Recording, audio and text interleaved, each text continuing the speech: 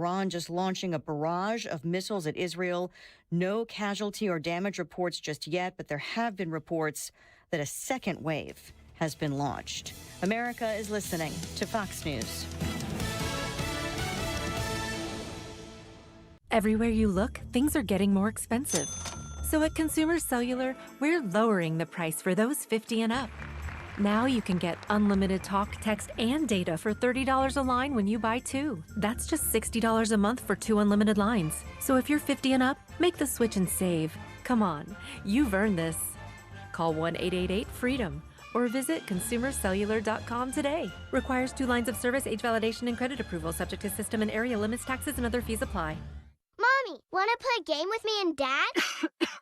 Mommy's not feeling good. You need to vaporize that cold. Vaporize? Yeah, with DayQuil VapoCool. It's DayQuil plus a rush of Vicks vapors. Whoa.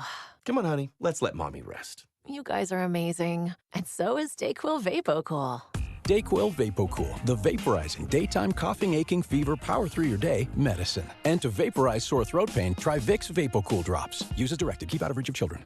Why do the national tax resolution firms need the tiny fine print at the bottom of all their TV ads? Hi, this is Lance Story with the Lance Story Law Firm. You don't hear fast-talking disclaimers in our ads because the claims we make are 100% transparent. The Lance Story Law Firm primarily focuses on one thing, IRS problems, and we're regulated by the Bar Association, and we have a AAA rating with the Better Business Bureau. IRS issues are serious legal issues. The Lance Story Law Firm has helped thousands of clients navigate the best resolution plans, and we tell you up front exactly how much it'll cost. Tax resolution law is all we do. So before you send money to some out-of-town, high-pressure salesperson, give us a call at the Lance Story Law Firm, located right here in St. Louis. Call today to schedule your free consultation with me, 314-260-6120, or visit LanceDRURYLaw.com. The choice of a lawyer is an important decision and should not be based solely upon advertisements. Looking for thick, healthy, gorgeous hair? Say goodbye to shedding, thin, and dull hair. And hello to thick, healthy hair with hair volume from New Nordic. Available online at Amazon, Walmart.com, and NewNordicUSA.com.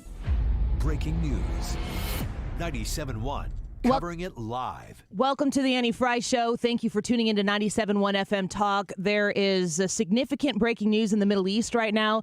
Iran has launched an attack into Israel. Missiles are flying. The Iron Dome is doing Iron Dome things, and we're going to cover it live here on the show as news continues to break. We will have Jim Carafano on the Annie Fry Show at 12:25. So in about 20 minutes from now, we will get a local conversation here with Jim Carafano with the Heritage Foundation, and Lieutenant Colonel Dakota Wood is scheduled to be with us at 1:25 as well. But we want to bring you to the news as it happens, so we are going to head over to Fox News for breaking news coverage of this major event.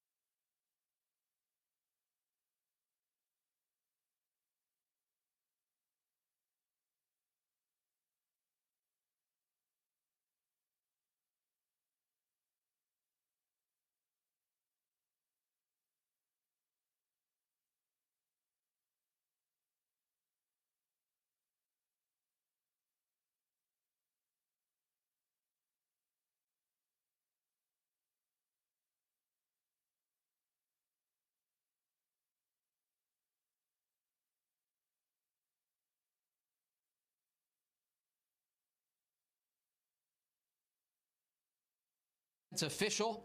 The Israelis are speaking with their counterparts, and just before this ballistic missile attack began, this top Israeli official said the Israelis were coordinating with CENTCOM. This is an indication that likely the Americans, again, had some level of knowledge that this was going to take place. Both the Israelis and the Americans were observing Iranian activity beforehand. That's why there was a level of alert issued to the Israeli people through Israel's communication home front command that warns people to go to shelters and to stay close to protected areas.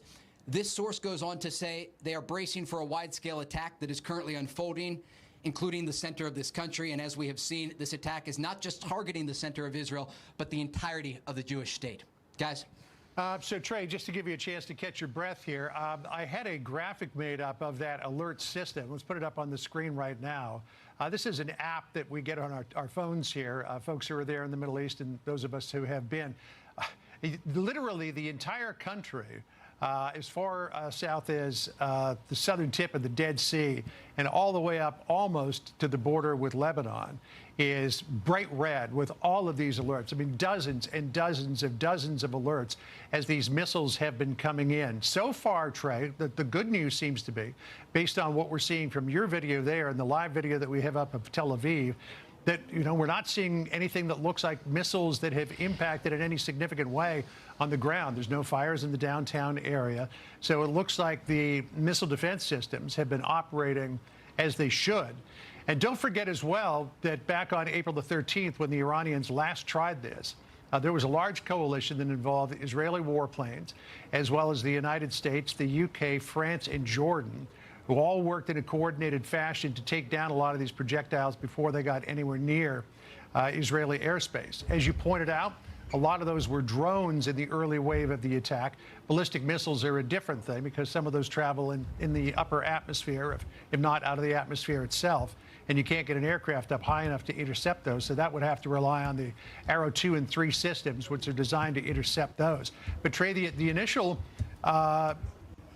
observation, at least, from looking at our live pictures, and we don't know how much more of this is yet to come, in response for the killing of Hania in downtown Tehran. Iran sat on this for a long time because that was 2 months ago. But we don't know if there's any more waves of missiles coming, but so far there doesn't seem to be a whole lot of damage there in Israel, which is a good thing. Your thoughts? Yeah, absolutely. Israel's air defense is significant, and they have these aero defense systems spread throughout the country in a way that if the worst case scenario of an attack would take place, that they would be able to at least try to intercept it. And as we're speaking here, there are sirens now sounding along the Israel-Lebanon border. This is an indication, and I can confirm this is not coming from Iran, that Hezbollah is now firing rockets into northern Israel. So, again, the Israelis are taking fire right now as we speak, not only from Iranian territory, but also from their largest proxy, Hezbollah, in southern Lebanon. And I do want to just read you an update here on my other phone. According to the Israeli Airport Authority, Israeli airspace is now closed. Takeoff and landings at Ben Gurion International Airport, just outside of Tel Aviv, have been stopped. This is an indication that the Israelis want to ensure that, first of all, civilian aircraft is safe in this area, but also that the airspace could be compromised in the hours ahead. And as we look forward here to what the threats on the ground are, the Iranians, when they launched this attack, didn't just launch it all at the same time. As you saw live here on Fox, they were firing these missiles in waves. And there's two things to consider here. The first thing has to do with the on-the-ground military activity of Iran's largest proxy that sits about 17 miles to the north of here, Hezbollah. Hezbollah has an arsenal of missiles and rockets that they have used to rain down on Israeli cities over the past year. And they are still firing on cities like Tel Aviv. Earlier today, Hezbollah fired on Tel Aviv. And also the thing that you have to consider tonight, the real question at hand here as we cover this developing story, is how the Israelis will respond to this massive missile attack from Iranian territory. We've heard from Israel's Prime Minister Benjamin Netanyahu and Israel's Defense Minister Yoav Gallant over the past week. And they have said things like, if Iran decides to respond to the killing of Hassan Nasrallah, that they will pay a very heavy price. And I think we should look back to April, to what the Israelis targeted when they responded to the April attack against Israel. When the ballistic and cruise missiles were launched from Iranian territory then in April, the Israelis responded by striking the air defense systems outside of one of Iran's largest nuclear facilities. And I spoke with Israeli officials after that in Tel Aviv, asking them why, beyond the obvious reasons. And they said they wanted to send a message. They wanted to send a message to the Iranian regime that Israeli jets and missiles have the capability to hit Iranian targets, including their nuclear facilities. And this is the big X factor here in all of this. And as we talk about the developments on the ground here with this unfolding ballistic missile attack, what appears to be in the low hundreds of ballistic missiles fired toward Israel from Iranian territory in response, according to Iran's IRGC, to the killing of Hezbollah leader Hassan Nasrallah and Hamas leader Ismail Haniyeh. We should talk about Iran's nuclear program because Israeli officials, some of them are of the belief that this is an opportunity for Israel. They have watched Iran not only develop their missile program that is now being used to target Israel, as Israeli officials warned over the past several years, but the real concern is their nuclear program because according to top nuclear watchdogs, the Iranians are starting to enrich uranium very close to weapons-grade material. This means their breakout period for a nuclear bomb has been reduced to weeks. And if they have the ability to create a nuclear weapon and attach it to a ballistic missile that they've just shown tonight can reach Israel, it is a catastrophic situation for this country. And so the coming hours and days will be significant to watch what the Israeli response will be. And as we continue to follow the developments on the ground here, we are also watching that developing story, and we'll see if you can get the map back up of Jaffa, just south of Tel Aviv, where officials have updated that 8 people were killed in that shooting attack that just began before the missile attack from Iran started. Guys. I mean, there's so much happening all at once there. Hey, Trey, just we're going to let you stand by for a second here, but I just wanted to take a look at this statement from Iranian state media that you read there. It said IRGC, the Islamic Revolutionary Guard Corps, in response to the martyrdom of Ismail Haniyeh, Sayyid Hassan Nasrallah, and martyr Nilfoshan, so it's for 3, we targeted the heart of the occupied territories. If the Zionist regime reacts to Iran's operations, it will face crushing attacks. The fact that they use the word targeted in the past tense, Trey, might be an indication that this is over. And they're also saying that it's not just for Haniyeh, but it's for Nasrallah and Nilfoshan as well. And basically saying to Israel, don't respond to this because we'll hit back at you again if you do. So I don't know your thoughts about whether this is over or not. And then there's also the question of, does Israel just let this go, or does Israel respond as well? Noting that after the takeout of Nasrallah, Iran moved the Ayatollah Khamenei to a safe, undisclosed location. Trey? Israeli officials are not likely to let this go. They don't want the dynamic to change, despite the fact that we are clearly stepping up on a regional escalation ladder. And if we could just zoom out here for a second, when we look at the 30,000-foot view of the situation on the ground, Israel over the past year has been directly battling Iranian proxies, not just on the ground in Gaza with Hamas and Islamic Jihad. That's one front, but also with Hezbollah in southern Lebanon, which overnight we saw as the Israelis went into southern Lebanon on the ground. We were actually embedded overnight with an Israeli commando unit as they went to a Hezbollah position near to the Israel-Lebanon border. But then you have the Iran-backed Houthi rebels in Yemen. That's a third front that just this week was active as they fired a ballistic missile at Tel Aviv. Then you have Iran itself tonight firing ballistic missiles toward Israel. And then you have the West Bank.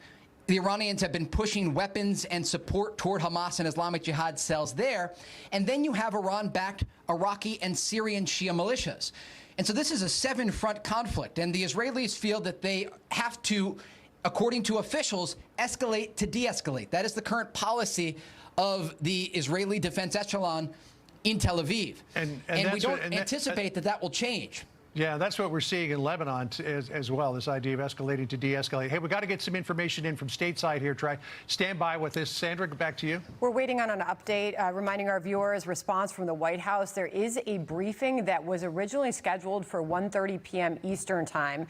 That would be about 14 minutes from now. We'll see if that's still happening, and if so, what the response is from the Biden White House. Also, a State Department briefing is expected top of the hour, 2 o'clock Eastern time. We're also starting to get some brand new reaction in from Congress. Senator Lindsey Graham is calling for an attack. He says this is a breaking point. He's now urging the Biden administration to target Iranian oil refineries. Says these oil refineries need to be hit and hit hard because that is the source of cash for the regime to perpetrate their terror.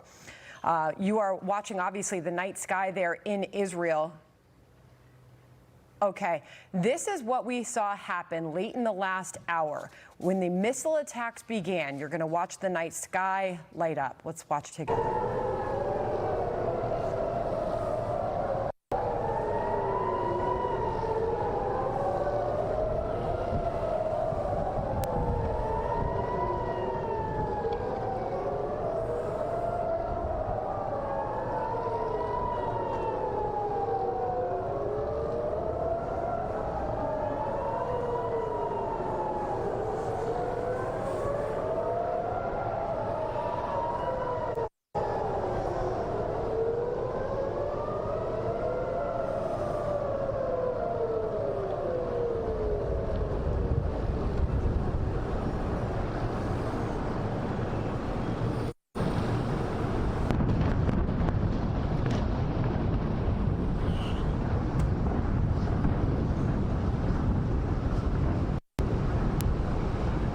You've been listening to breaking news coverage from Fox News. Trey Yingst reporting live underneath missile fire from Iran launched into Israel.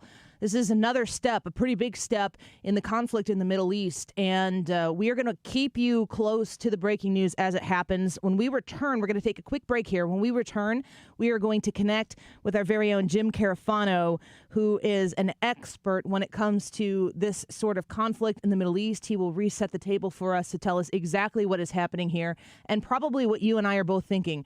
What next?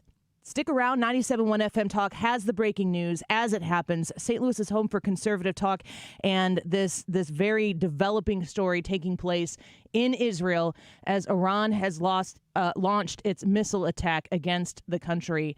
Jim Carafano on the Annie Fry Show when we return. Breaking news.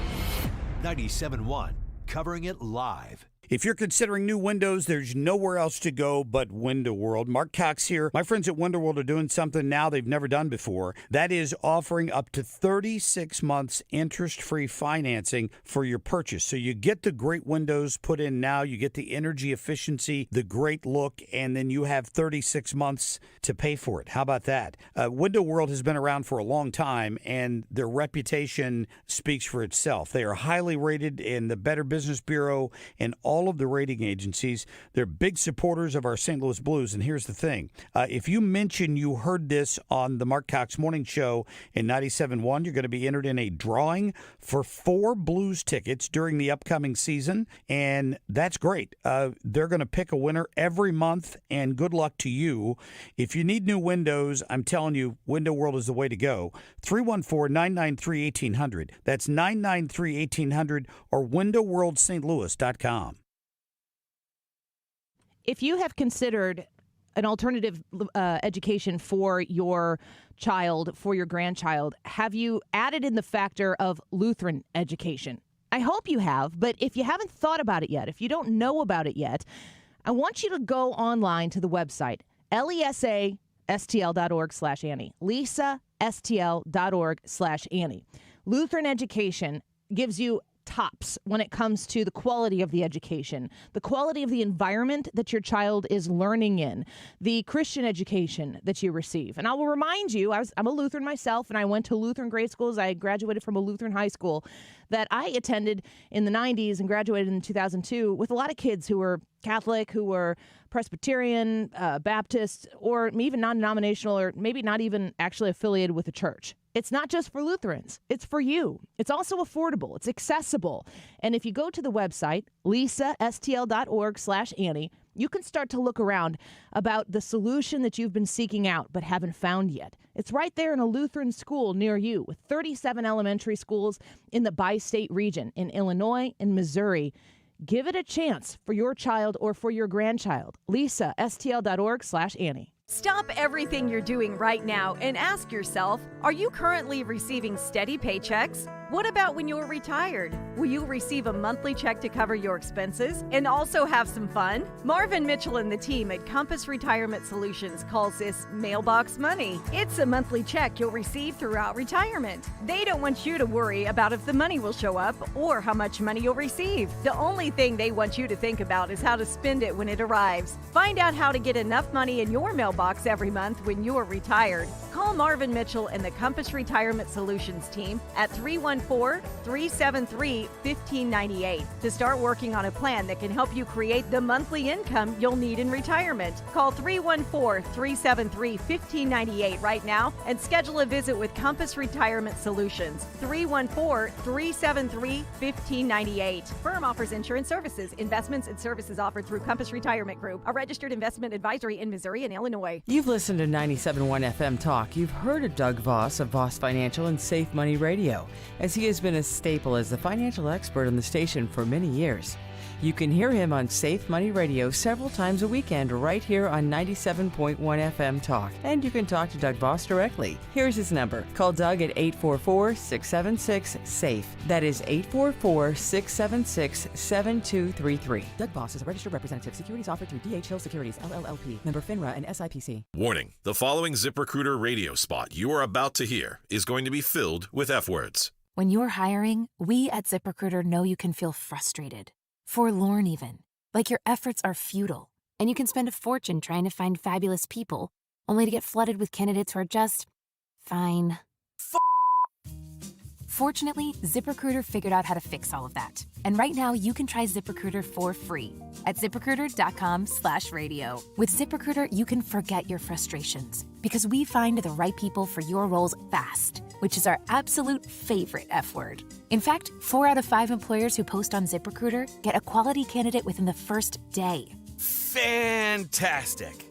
So, whether you need to hire 4, 40, or 400 people, get ready to meet first-rate talent. Just go to ZipRecruiter.com/radio to try ZipRecruiter for free. Don't forget, that's ZipRecruiter.com/radio. Finally, that's ZipRecruiter.com/radio. You're listening to the Annie Fry Show live from the Air Comfort Service Heating, Cooling, and Insulation Studio. Air Comfort Service is celebrating 55 years of residential and commercial service, maintenance, and installation of heating and cooling systems. Get in your comfort zone. Visit aircomfortservice.com. You've been listening to the very popular Wellness One for many years, Saturdays and Sundays on 97.1 FM Talk. We're happy to share that we've expanded the show to 4 times a week. Yes, 4 times every weekend. Saturday at 10 a.m., Saturday at 8 p.m., Sunday at 9 a.m., and Sunday at 2 p.m. It's the same great show designed to cut through the nonsense and provide you a common sense, science-based strategy for a healthy life. So join TJ and Aaron for Wellness One. Now 4 times a week on 97.1 FM Talk. There's still a debate between now and Election Day, and it's tonight. The vice presidential debate between Tim Walz and J.D. Vance. Democracy 2024. Listen to the debate here tonight on 97.1 FM Talk. Breaking news. 97.1, covering it live. We've been watching today breaking news as Iran has launched a pretty massive missile strike against Israel. Israel's Iron Dome is sniping these missiles out of the sky as they are launched onto Israel. And I'm going to read to you the latest news here from Fox News. We're working to connect with Jim Carafano. We've got Jim Carafano booked. We've also got Lieutenant Colonel Dakota Wood booked. And we know that they're going to be in hot demand today. So we're going to work to bring them to you today when convenient for them. Fox News reports Iran's anticipated ballistic missile attack against Israel is now underway, according to Fox News chief foreign correspondent Trey Yingst, citing an Israeli source. We have been covering live through Fox News, breaking news coverage as a Fox News radio affiliate. 97.1 FM Talk is proud to be able to bring you the best coverage as it unfolds from their TV anchor team. Fox News continues to report that Yingst said initial reports indicate that around 100 missiles have been fired towards Israel. Israel's Iron Dome missile defense system could be seen intercepting the projectiles. The attack appears to be unfolding in waves. The IDF released a statement saying, quote, Iran's attack is continuing, and, quote, the aerial defense array is currently identifying and intercepting launches, end quote. Iran previously launched a failed missile attack on Israel in April of this year. Iran's Islamic Revolutionary Guard, the IRG, as a lot of people refer to him, Corps, said this latest barrage of missiles is in retaliation for the killing of the Hezbollah leader in Beirut, Lebanon, in an Israeli airstrike late last week, and the killing of Hamas leader Hanaya in Tehran in July, according to Yangst. More from Fox News. The Israeli Defense Forces said in a statement earlier that, quote, a short while ago, missiles were launched from Iran towards the state of Israel. In the last few minutes, the Homefront Command has distributed life-saving instructions in various areas across the country. According to the IDF, the public is asked to adhere to the Homefront Command's guidelines. Upon hearing a siren, you must enter a protected space and remain there until further notice. Sirens could be heard going off across Israel during the attack. Quote, the IDF is doing and will continue to do everything necessary to protect the civilians of Israel. The IDF is fully prepared for both defense and offense at peak readiness. Continue to act responsibly and keep calm, as you have done so far, and make sure to follow the guidelines. We are strong and can handle this event as well. That is the live and latest Fox News report. And we are watching as the missiles are being intercepted by the Iron Dome, which is just an amazing thing to be able to see. But Ryan, we were talking about this as we were leading into the noon hour of our normal show, that just from a human standpoint, seeing Israel under nightfall and watching these missiles through the sky, when you want to talk about the bombs bursting in air, that's always been a line of a song that swells our hearts with pride. And when you see bombs bursting in air, incoming from Iran, exploding due to the selection of the Iron Dome to pick off the ballistic missiles that are to be the most harmful, it's an overwhelming feeling to see that even through the television screen. Just watching it. So it's 12:28 here. That means it's 8:28 p.m. in Tel Aviv. And it's dark there. Of course, it's evening time. Iran has chosen this moment to strike Israel. Watching those, the report that you were just read, 100 missiles have been fired, according to Trey Yingst of Fox News. 100 missiles. And as we watch them hit this Iron Dome where, boom, they're intercepted, every single one of them, and we're watching it live. You can watch it live. It's happening right now. As we're watching this happen, every single one of those, you go, man, if that isn't intercepted, that is destruction. That is dead Israelis, and Iran is celebrating. But so far, the Iron Dome has held pretty tight against these attacks. Well, Brian and Brad and I will be the first to tell you that we are not experts when it comes to Israel, to Iran, to these foreign relationships that are incredibly complicated, that are, in fact, biblical in many senses. So we're watching this and we're taking this in just as you are, and we're seeing what's happening. And while we're doing that, there are a lot of feelings and emotions that comes with it, because the natural feeling, I think, for anybody, but that I'm certainly experiencing, is what happens next? Because Israel is supposed to be the United States' closest ally. Israel is supposed to be our greatest friend, and we are to return that favor to them, to be their greatest ally, to be their greatest friend. The amount of investment that has been made on the United States taxpayer to help protect Israel and to ensure that the Israeli people, that the Jewish people have a place where they can live in peace and prosperity has been the commitment of the United States. And they are now under attack, not by some sort of terrorist organization that is nestled its way into the Gaza Strip next to Israel, or a terrorist organization that operates within the country of Lebanon. Now Israel is under attack directly from a country that is an adversary of the United States.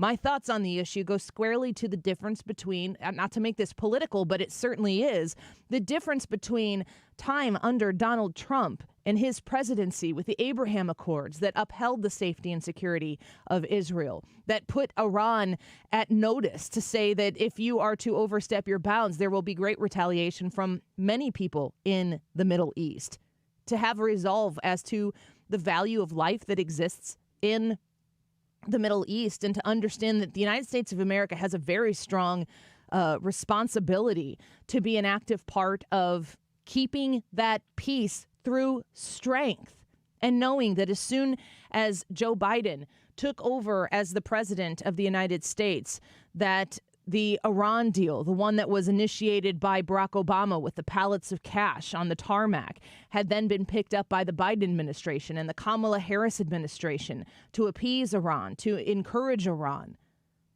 And this is where you get. This is what you end up with. We are at a situation right now where you have to ask yourself, our responsibility here in the United States of America is to ask ourselves, does America have a role in getting us to where we are? And does America play a role in stopping it from taking the next step? And I feel as though we're in a position right now where you look to our leaders, you look to the Biden-Harris administration, and you think, how can they get us out of this if they got us into it? It's a scary thought. And it's one that I just can't help but think about all of the scare tactics that were put into play, the frightening rhetoric that surrounded the idea of a Donald Trump presidency. Initially telling us that should Donald Trump become the president of the United States, that we would assuredly end up in World War III. Think about all of the things that were said about that man should he become the president in 2016. And in the midst of doing so, we were at peace. In Donald Trump's presidency, we were at peace. And from the instance with which Joe Biden and Kamala Harris took over this country in the White House, every move that they have seemed to have made has made the United States weaker and empowered those countries who would seek to do us harm and to do our allies harm. That gives me no confidence. That doesn't make me feel like in this moment in time that when we pivot, when you're looking at your television or you're listening to the broadcast here on 97.1 FM Talk, and you see and you hear what is taking place in Israel, and you mentally pivot to the administration and go, what are you going to do? My initial question is, do they even know what's happening? Do they even know how we've gotten to this place? Are the people who are in charge of this situation capable of protecting, first and foremost, Americans, which include many dual citizen Americans who are in Israel right now, cowering in bomb shelters because they're under fire by a country with which we've emboldened? Do the people in charge here in the United States have a plan? Because we are now at the place where our inaction is a very, very bold action. Should the United States stand down? Should the United States sit down at this moment in time? What happens? And then conversely, if the United States gets involved, what does that look like? What is at stake should the United States respond with some sort of additional support that is more than what we've been pouring into the people of Ukraine and pouring into the people of Israel so far? Who is in charge? Is anybody in charge? Is anybody who's been elected to a position by the people of the United States of America at the wheel right now? It's hard to determine what the stakes are right now because I feel as though this is potentially uncharted territory. And the consequences of the United States' next move are vast globally. Meanwhile, the United States is cleaning up from a massive hurricane. The port workers are striking. The border is out of control. Not only is the country on fire, the world is on fire right now, and we literally don't know who's calling the shots. It's a frightening position to be in. We're going to take a break. We're going to continue to try to connect with Jim Carafano. We understand the demand that is on his time. We hope to connect with him shortly. We also are hoping to talk with Lieutenant Colonel Dakota Wood in the 1 o'clock hour. We are going to keep on this live breaking coverage as Iran has launched missiles into Israel. Fox News reports that Biden and Harris are monitoring the Iran attacks on Israel, so that's good to know that they're monitoring them. The targeted attacks, as have been done before, a lot of times Tel Aviv, they've targeted Jerusalem as well. The reports coming from Mike Tobin at Fox News is that Iran has launched missiles over the entirety of Israel. We will continue to cover this live here on 97.1 FM Talk. We'll be right back. Breaking news. 97.1, covering it live. Do you have $10,000, $20,000, or $30,000 in debt? Then listen to this. You may not be required to pay it all back. I was drowning in debt. I had over $36,000 in debt. If I would have just made the minimum payments, it would have taken me 59 years to pay off. Whether it's credit card, medical, or personal loan debt, National Debt Relief can help significantly reduce what you owe. In fact, debt relief payments can be 50% less than your monthly credit card payments. That's right, half as much as you're paying now. National Debt Relief reduced my debt by over $27,000. With National Debt Relief, you have a powerful team that knows how to talk to your creditors. National Debt Relief, they got me out of debt. More than 550,000 Americans have used National Debt Relief to reduce their debt. Call 800-649-6464 to see if you qualify to settle your debt for a fraction of what you owe. 800-649-6464. That's 800-649-6464.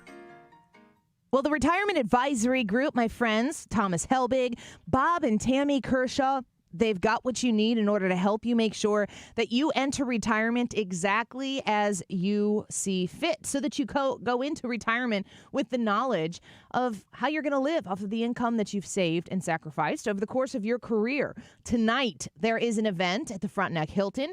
The event begins at 6:30. They are going to have you out of there. It's probably about 7:15, definitely by 7:30, so you can be on your way to take in the VP debate. They are aware that the debate is happening tonight, and they are making the commitment to you that should you come sign up and get your spot reserved, that they'll be able to get you out of there in plenty of time. It's not a long time. It is a free event as well, and I'm excited to be there from 6 to 6:30, so come out and see me. I'd love to meet you. Mark Cox and Mark Reardon will be there as well, so reserve your spot. It's tonight at the Frontenac Hilton. It begins at 6:30, but I'll be there from 6 to 6:30 trying to meet people. 314-993-9494. Reserve your spot at 314-993-9494, retirementkey.com. Join the movement to end breast cancer on October 19th. By supporting the American Cancer Society making strides against breast cancer, you're helping save lives through groundbreaking research discovery and patient support. Get info or donate at makingstrideswalk.org/St. Louis Mo. We are in the midst of breaking coverage as Iran has chosen to attack Israel here on October 1st. It is 12:39. We'll stay with breaking coverage here. 12:39. This time check is sponsored by Jerry Kelly Heating and Air Conditioning. It's time for a $98 furnace tune-up. Breaking news. 97.1, covering it live. We are listening to breaking news with Fox News on the Iran attack on Israel, the country of Iran, not a terrorist organization funded by Iran. Iran has launched missile attacks against the entirety of Israel. And this breaking as it is 8:39 p.m. in Jerusalem right now. We're going to move directly to live breaking coverage and tune in here to what Fox News is having to say about this late event. To talk about Iran, about the Islamic regime, about what Hezbollah is and what they do every single day to Israel. So, Mary, as we look at pictures of the old city in Jerusalem and the Dome of the Rock there in the center of the picture, we wonder what comes after this attack from Iran. This is the second time now, the last time being back on April the 13th, that Iran has directly fired on Israel. Up until April, it was always done through proxies. But now Iran has done this twice. We know after the takeout of Nasrallah last Friday that the Ayatollah Khamenei was moved to a safe location. Do you expect that Israel is going to have to respond to what happened today, and how do you expect that will happen? We're still in the Middle East. You don't have to do anything. You make choices. In this case, it's about restoring deterrence. I think that Israel in the last 2 weeks has shown a lot of the capabilities that we kind of felt were missing, certainly in the colossal failure of October 7th, and that we did see when Israel intercepted the Iranian incoming missiles on April 13th, 14th. So as I look at it as an Israeli right now, this isn't about tit for tat and revenge. It's about a sovereign country, Iran, for whatever reasons they choose, firing an enormous arsenal against Israel. And this should not be just about Israel. So when you ask what next, how about listening to the world, the Western world, the free world, step up, not just in its rhetoric, but in the way that they approach this Islamic regime in Iran and the way that it uses all of the proxies, the way that the Houthis close a main shipping route for the world from Yemen. And I say that as an Israeli, that it's not about me. We attacked in Yemen yesterday. We have been attacking against Hezbollah in Lebanon and all of the other proxies, and I don't think that we should be doing this alone. Colonel Eisen, if you could just for a second here, we've got some brand new video, again, reporting that hundreds of missiles have been launched all over Israel. This was the scene over Jerusalem moments ago.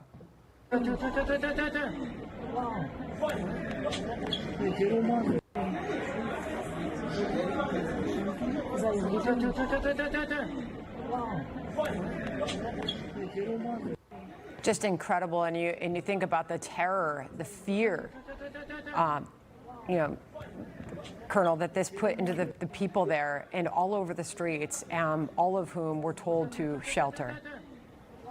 And that sheltering is part of the defense system. We have active defense. Those are the interceptors that were eloquently both shown and described before: Arrow, David Sling, Iron Dome. But we also have what we call passive defense, which means that I, Miri, a colonel, went down into my safe place with the other kid that's at home, that my husband was in a car. He stopped at the side of the road and for 45 minutes was laying next to his car, because you know how to act. That's passive defense. It's the reason that we manage both to defend ourselves, to stay strong and resilient, and we will respond. For a moment, don't think that we won't respond. We're doing so every day, and right now I really do feel that our initiative, both against Hezbollah inside Lebanon, but whatever response we have to Iran, is, again, not just about Israel. It's about this horrific Islamic regime, the instability that it does. And at the end, I'm a person. It has not been a very nice time in these last 2 hours. And here I am sitting strong inside my house, and that's what we continue to do. Thank God for that.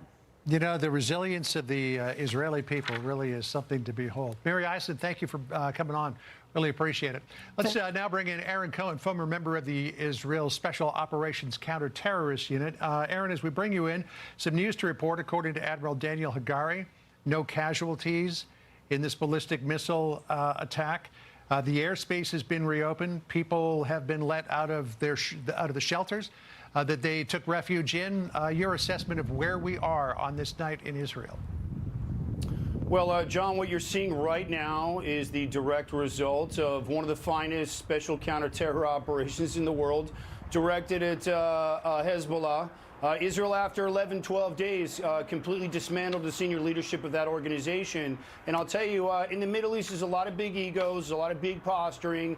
But Israel has a multi-layered defense system, as Reserve Colonel Miri just said. The Iron Dome, David Sling, an incredible infrastructure of bomb shelters throughout the country. It's mandatory as part of the zoning. But Israel is actively engaged in operations in southern Lebanon right now. Iran is doing the exact same thing that happened a couple of months ago, which is they're firing a barrage of ballistic missiles. But the fact is there wasn't a nuclear missile that was fired from Iran, which leads me to believe that Israel is doing everything it can right now to decide whether or not they want to attack that Iranian nuclear facility in Tormuz. And there's other operational plans that Israel's eyeing very closely right now in Iran, including Shah Island, which is where all of that oil gets refined. So right now, that little tit for tat, Israel is deciding whether or not, at this point, now that everything's going to start getting quiet, whether they're going to launch another counter-strike or if this is just Iran spitting out that last, like we say in Arabic, kalban, that bark. Is this their last bark, or is it time for Israel to escalate and then start penetrating into Iran? And I think Iran has been looking for an out, John. That's what I truly believe. After the embarrassment of what happened with Hezbollah, Ismail Haniyeh getting killed in the center of Tehran in a highly secure police estate, if you will. It's a lot of egg on Iran's face right now. So these egos have been hit. Now it's a question of whether the quiet conversations are happening between Iran and U.S. intelligence and Mossad. Are we going to continue to push back now and escalate, or is this thing going to quiet down? So it's going to be interesting to see where that goes. I think we're going to see some potential quiet special operations retaliatory activity after this. But really the focus is going to be on Hezbollah. They're the immediate threat. Although missiles are landing in Israel, John, no deaths reported. Israel's got the security abilities to be able to cover and protect the Israeli people. And so I think this is Iran looking for their out, if I had to guess, John. Just trying to keep that posture and look tough at the same time. All right, so we are getting some updates, sir. Thank you very much for joining us. I'll ask you where you do see this going next based on what I can tell you is happening right now. Lebanon's Minister of Transport says airspace will temporarily be closed to air traffic. That's going to be another 2 hours. Israel's reopened its airspace. Takeoffs and landings to resume in the coming hour, according to the airport authority. The Jordan army is issuing a statement saying its forces in a state of readiness at this hour to confront any attempts that threaten kingdom's security. This is also a statement from an Israeli military spokesperson saying very few injuries. There are very few injuries after this Iranian missile strike, and that the public can now exit their bomb shelters. Also appears that we're getting a statement from the Israeli military that the missile attack from Iran was over and people could leave air raid shelters. In that statement, it reads, following the situational assessment, it was decided that it is now permitted to leave protected spaces in all areas across the country. Based on all of that, what do you see the coming hours looking like here as we do look at nearly the 9 o'clock hour there in Jerusalem? Well, guys, here's what I think. I think that the fact that the IDF and the Israeli security authorities have decided to open up the airspace in the next coming hours, residents are now allowed to leave their houses, and they're about to get on with business, tells me that this was a limited strike. It tells me that this was a posturing attack, very similar to what Iran did a couple of months ago. And I think the real operational focus is going to continue to be Hezbollah, who's strategically aligned along that southern border in Lebanon, which poses an imminent threat to Israel. And what I mean by that is Hezbollah's fired up to 10,000 rockets over the last 11 months at Israel. Israeli special operations forces have entered southern Lebanon. And I think the continued dismantling of the Hezbollah infrastructure, along with limited operations that continue in Gaza, are going to be the focus. Israel did find out about imminent plans through their intelligence apparatus that Hezbollah was planning to infiltrate the northern portion of Israel into the Galilee region for the purpose of creating another October 7th style attack. Those are very, very real. And so Israel is focused on the imminent threat. I believe this was limited. Israelis allowed to leave their house right now. It tells me that this wave of missile attacks is over. And this tells me that there are conversations that are happening with Iranian intelligence officials, U.S. intelligence officials, and quietly with Israeli Mossad intelligence officials relaying that information. This is just that bark of the Middle East. Iran trying to look tough. But Hezbollah, now that Nasrallah has been killed with the 10,000 plus rockets that were fired into Israel, that is the focus of the Israel defense apparatus, and Israel will continue to dismantle that infrastructure. And Iran, I believe, is smart enough to understand that anything past what we just saw in the last couple of hours here will result in very aggressive, let me say this, preemptive strike operations targeted at Iran, Iran's military infrastructure, their oil refinery system. Israel, the soul of her operational capability lies in that aggression. And I believe Iran launched those missiles because they're prepared to lay down. They do not want to be unalived, just like the entire leadership of Hezbollah and Hamas were unalived. Systematically, nobody is better at killing terrorists than Israel, and Iran knows that. So you've been listening to breaking news coverage with Fox News. That man just speaking there was Aaron Cohen. He's a former Israeli counterterrorist unit member and is unalived. Is that a new thing? I feel like killed. Let's just say it. But yeah, it's an internet speak thing. It just seems like maybe we should be above internet speak when we're talking about the pregame of World War III. It's kind of bizarre to me. Internet speak. It's been quite an hour and a half, I would say, of attacks of Iran launching these missiles into Israel, and it seems as though there's a pause right now. It says that airspace has now been opened over Israel. That was fast.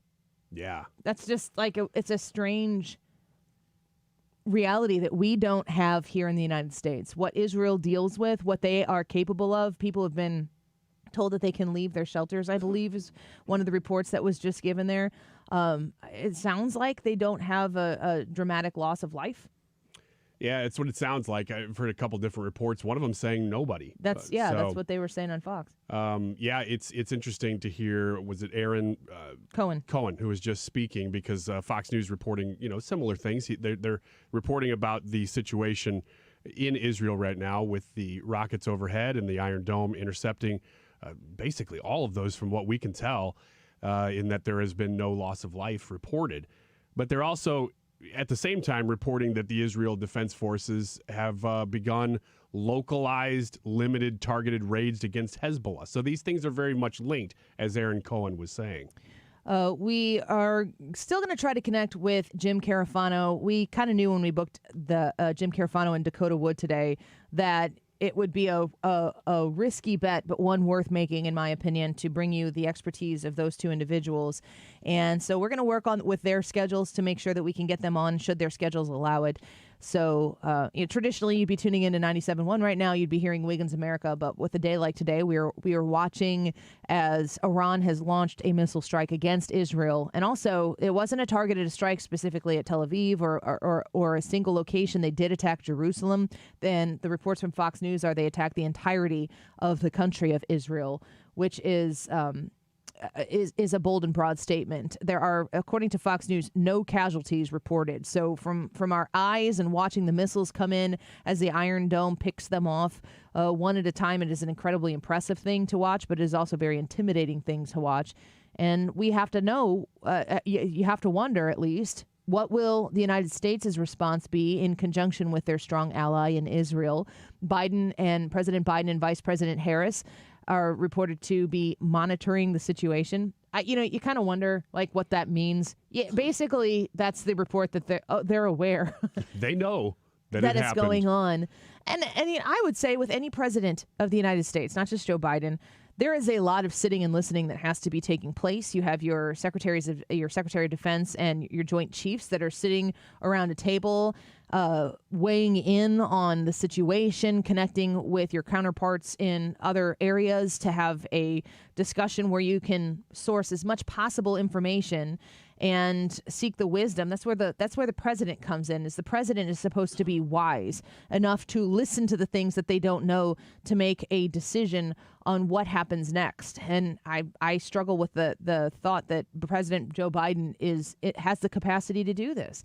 And I unironically said this yesterday, but when Joe Biden can't handle a quick press conference where he was asked about this conflict yesterday before all of this happened today, before Iran actually launches a missile strike against Israel. And he balked at the question, and then he walked out of the room. The man is not effectively leading the United States on this issue, at least not front-facing to the American people whom he answers to. Remember, the hierarchy here is we the people at the top of the hierarchy. And if it makes you wonder if the president of the United States is capable of doing this job. And I question the decision by the Democrats to say that Joe Biden knew when it was time to step back from a campaign, but he's still capable of being the president of the United States. The stakes are really high here for them to have been wrong on that issue. And if if he is capable of doing the job, then he needs to speak to the American people in a way that articulates to the American people, I've got this. I'm at the helm. As I said yesterday, that the president of the United States needs to show that he squarely has his hands on 10 and 2 on the safety, the security of this country and our relationships with our allies in the world. And if he does not have that, hand over the presidency to the person who the Democratic Party has said has earned the right to have their nomination to be the next person. I think it's a problem. It's not just a political problem. I think it's of the worst kind of problem, the one with actual real-world consequences. You said it. The stakes are very, very high. This is not Iran using its proxies as it normally always does, which is just funding Hezbollah and terrorist organizations to be this thorn in the side. This is Iran directly attacking Israel. We're working on connecting with Jim Carafano and Dakota Wood to weigh in on the events of today. We're also going to speak about the VP debate that is still taking place tonight. Keep it right here on 97.1 FM Talk for the latest. Don't go away. Breaking news. If you're thinking of selling your home, I'm sure there are two things you want: certainty and the most money, right? Hi, it's Mark Cox, and if you've been listening to me for some time, you know the only agent I trust is Gloria Liu with Your Home Sold Guaranteed Realty, St. Louis real estate expert. Here's why she should be your first and only call when looking for an agent. Gloria doesn't make empty promises. No, she provides written guarantees. Now, what does this mean for you? Certainty. Now, certainty isn't the only thing you want. You also want the most money. Gloria is able to get her home sellers more money than the average agent because she already has the buyers. This is why Gloria will guarantee to sell your home at your agreed upon price, or she'll buy it. To get your guaranteed price, call St. Louis real estate expert Gloria Liu at 314-325-6888. That's 314-325-6888. Or visit GloriaHasTheBuyers.com. That's GloriaHasTheBuyers.com. Conditions apply. Gloria and seller must agree on price and possession date. WindowWorldSTLewis.com. That's WindowWorldSTLewis.com. If you're shopping for windows, window replacement, give Window World the opportunity to earn your business, and they will work hard to do so, starting with something they have not done before. I've been talking about it here. Window World is now offering up to 36 months, same as cash financing with approved credit. That makes the project doable. It makes it within reach. 36 months, same as cash. You can save money on getting your windows replaced with Window World. They have beautiful windows that they brag about. Something that separates their company with the rest is their commitment to customer service, and it's shown by their excellent track record with both the BBB and other reporting agencies. They take pride in that, and you will be the next satisfied customer from Window World when you reach out to them at 314-993-1800. Mention the Annie Fry Show when you call them at 314-993-1800, and you're going to be entered into a drawing to win Blues tickets. WindowWorldSTLewis.com. I didn't ask to be thrown in the streets with nowhere to go, but I did ask for help, and Covenant House was there for me. 1 in 10 young adults will experience a form of homelessness this year. For these kids who didn't ask to be put in this unthinkable situation, Covenant House is there, providing hot meals, a safe place to sleep, medical care, and love. They just really genuinely just wanted to help me succeed, and I'm succeeding. To learn more, go to safeplacetosleep.org today. Prescriptions require an online consultation with a healthcare provider who will determine if appropriate. Restrictions apply. See website for details and important safety information. Subscription required. Price varies based on product and subscription plan. Hey guys, did you know there's a generic form of Viagra that works just the same, but is 95% cheaper? And you can get it online? Go to hims.com/joy. Through Hims, you'll get a free medical consultation, discreet shipping if prescribed, and the process is 100% online. To start your free online visit, go to hims.com/joy. That's HIMS.com/JOY. KFTK FM Florissant. From the Under Law Injury Lawyers, GetJim.com studio. That's GetJim.com. 97.1 FM Talk. Always live on the free Odyssey app. Iran's second ever direct attack on Israel, launching dozens of missiles as millions shelter in place. Warning sirens wailing and the night sky lighting up as Israel's defense systems intercepted many of the missiles. No confirmation yet on whether any of them made it through. Explosions reported in multiple locations, including Jerusalem and Tel Aviv. The vast majority of Israelis right now are in bomb shelters as missiles rain down. It comes as the country is not only at war with Hamas and Islamic Jihad inside Gaza, they are also now fighting a ground war in southern Lebanon against Iran's largest proxy of Hezbollah. That was Fox's Trey Yingst in Haifa a short time ago. Just moments ago, Israel's military said it was okay for people to begin leaving shelters. Iran's Revolutionary Guard says the missiles are retaliation for the killing of Hezbollah and Hamas leaders. Iran's UN mission describing the attack as a legal, rational, and legitimate response. The airspace was quickly closed in Israel, Iraq, and Jordan, though Israel's airspace is now reopening. Fox's Jennifer Griffin at the Pentagon. The Pentagon is watching this very closely and sharing intel in real time with its Israeli counterparts. U.S. Central Command is coordinating all of with Israel as well as Jordan and Iraq and others who are involved in frankly, protecting Israel tonight. The White House National Security Council says President Biden has ordered the U.S. military to aid Israel's defense and shoot down missiles targeting Israel, and that he and Vice President Harris are monitoring the attack from the White House Situation Room. So far, no injuries reported in Israel from the missiles, but just minutes before that attack from Iran, an apparent terror attack on the ground, 2 gunmen opening fire in Jaffa. Israeli police reporting multiple casualties. America's listening to Fox News.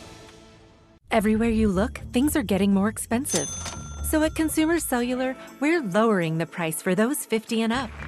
Now you can get unlimited talk, text, and data for $30 a line when you buy 2. That's just $60 a month for 2 unlimited lines. So if you're 50 and up, make the switch and save. Come on, you've earned this. Call 1-888-FREEDOM or visit consumercellular.com today. Requires 2 lines of service, age validation, and credit approval, subject to system and area limits, taxes, and other fees apply. You okay? Sorry, I can't sleep with this cough. Sounds like you need to vaporize that cold. Vaporize? Yeah, with NyQuil VapoCool. It's NyQuil plus a rush of Vicks vapors. Whoa. So you ready to get some sleep? Thank you, NyQuil VapoCool. NyQuil VapoCool, the vaporizing nighttime coughing, aching, fever, best sleep with a cold medicine. And to vaporize sore throat pain, try Vicks VapoCool drops. Use as directed. Keep out of reach of children. Air Comfort Service, heating, cooling, and insulation. Weather. All about sunshine on this Tuesday afternoon. 76 should do it for the high.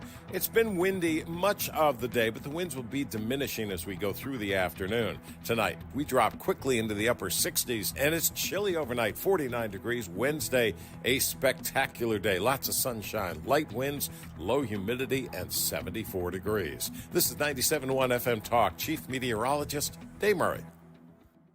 Hey, it's Mark Reardon for Zero Res, and it's time to get ready for the Halloween season by eliminating all that spooky dirt, grime, and gunk that's in your carpets.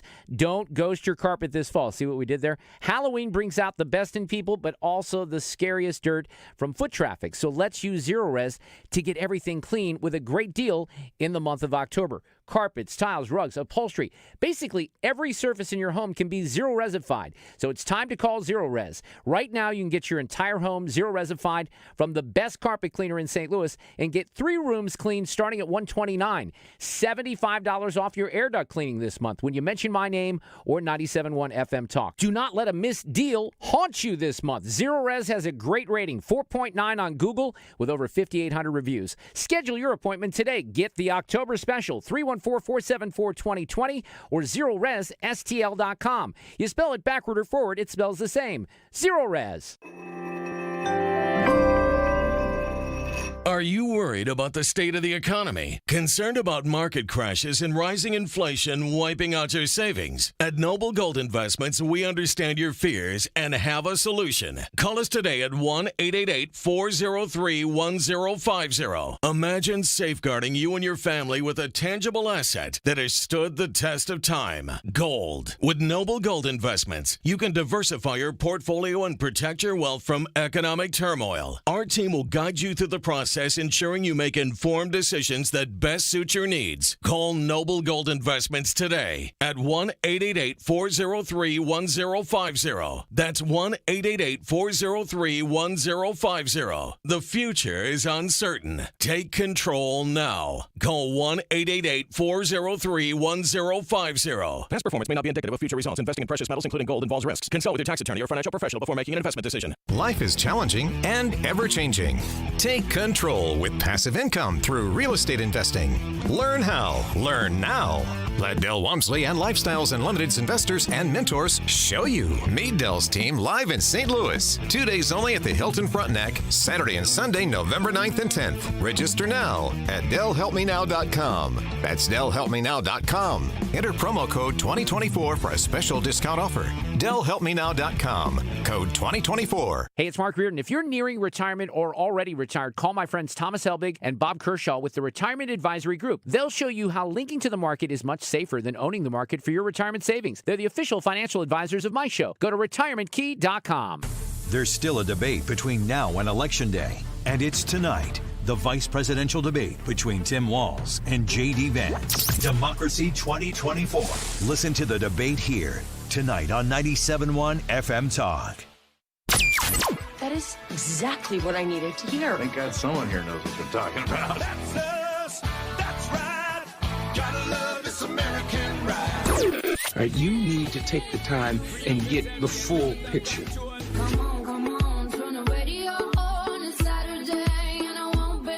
Don't get me wrong, I love the ladies. I mean, they rev my engine, but they don't belong in the newsroom. It is Anchor Man, not Anchor Lady. What do you want from me? I'm not America's sweetheart. Goodness sake, kid. Keep your voice down. Your father's listening to the radio. I'm not America's sweetheart. This is the Annie Fry Show. Well, if you've been listening to us here, 97.1 FM Talk, for the last about 90 minutes, we have had live breaking coverage of Iran's missile attack on the whole of Israel. And we have listened to a lot of what Trey Yingst, Dave Foy, and the Jennifer Griffin and the folks at Fox News have had to report on this. But we're very honored to be able to bring onto the show with us Jim Carafano, of course, the senior counselor to the president, and E.W. Richardson Fellow for International Engagement at the Heritage Foundation. Jim, welcome back to the show. Thank you for being with us today. I want to ask you, what do you make of what we've seen so far between Iran and Israel? You know, it's funny because literally 1 hour ago, I was talking. I'm in, where am I? I'm in Warsaw. And I was talking to one of the best, most respected Middle East experts that I know. And I said, hey, what's going to happen? I said, is Iran going to unleash on Israel? And he said, no. So an hour ago. So that was an hour ago. So I got to run him down and find him and say, hey, dude, look, I think this is unbelievably risky for the Iranians. The Iraqis, the Israelis have a target set that they can go after. They can actually threaten the capacity of Israel to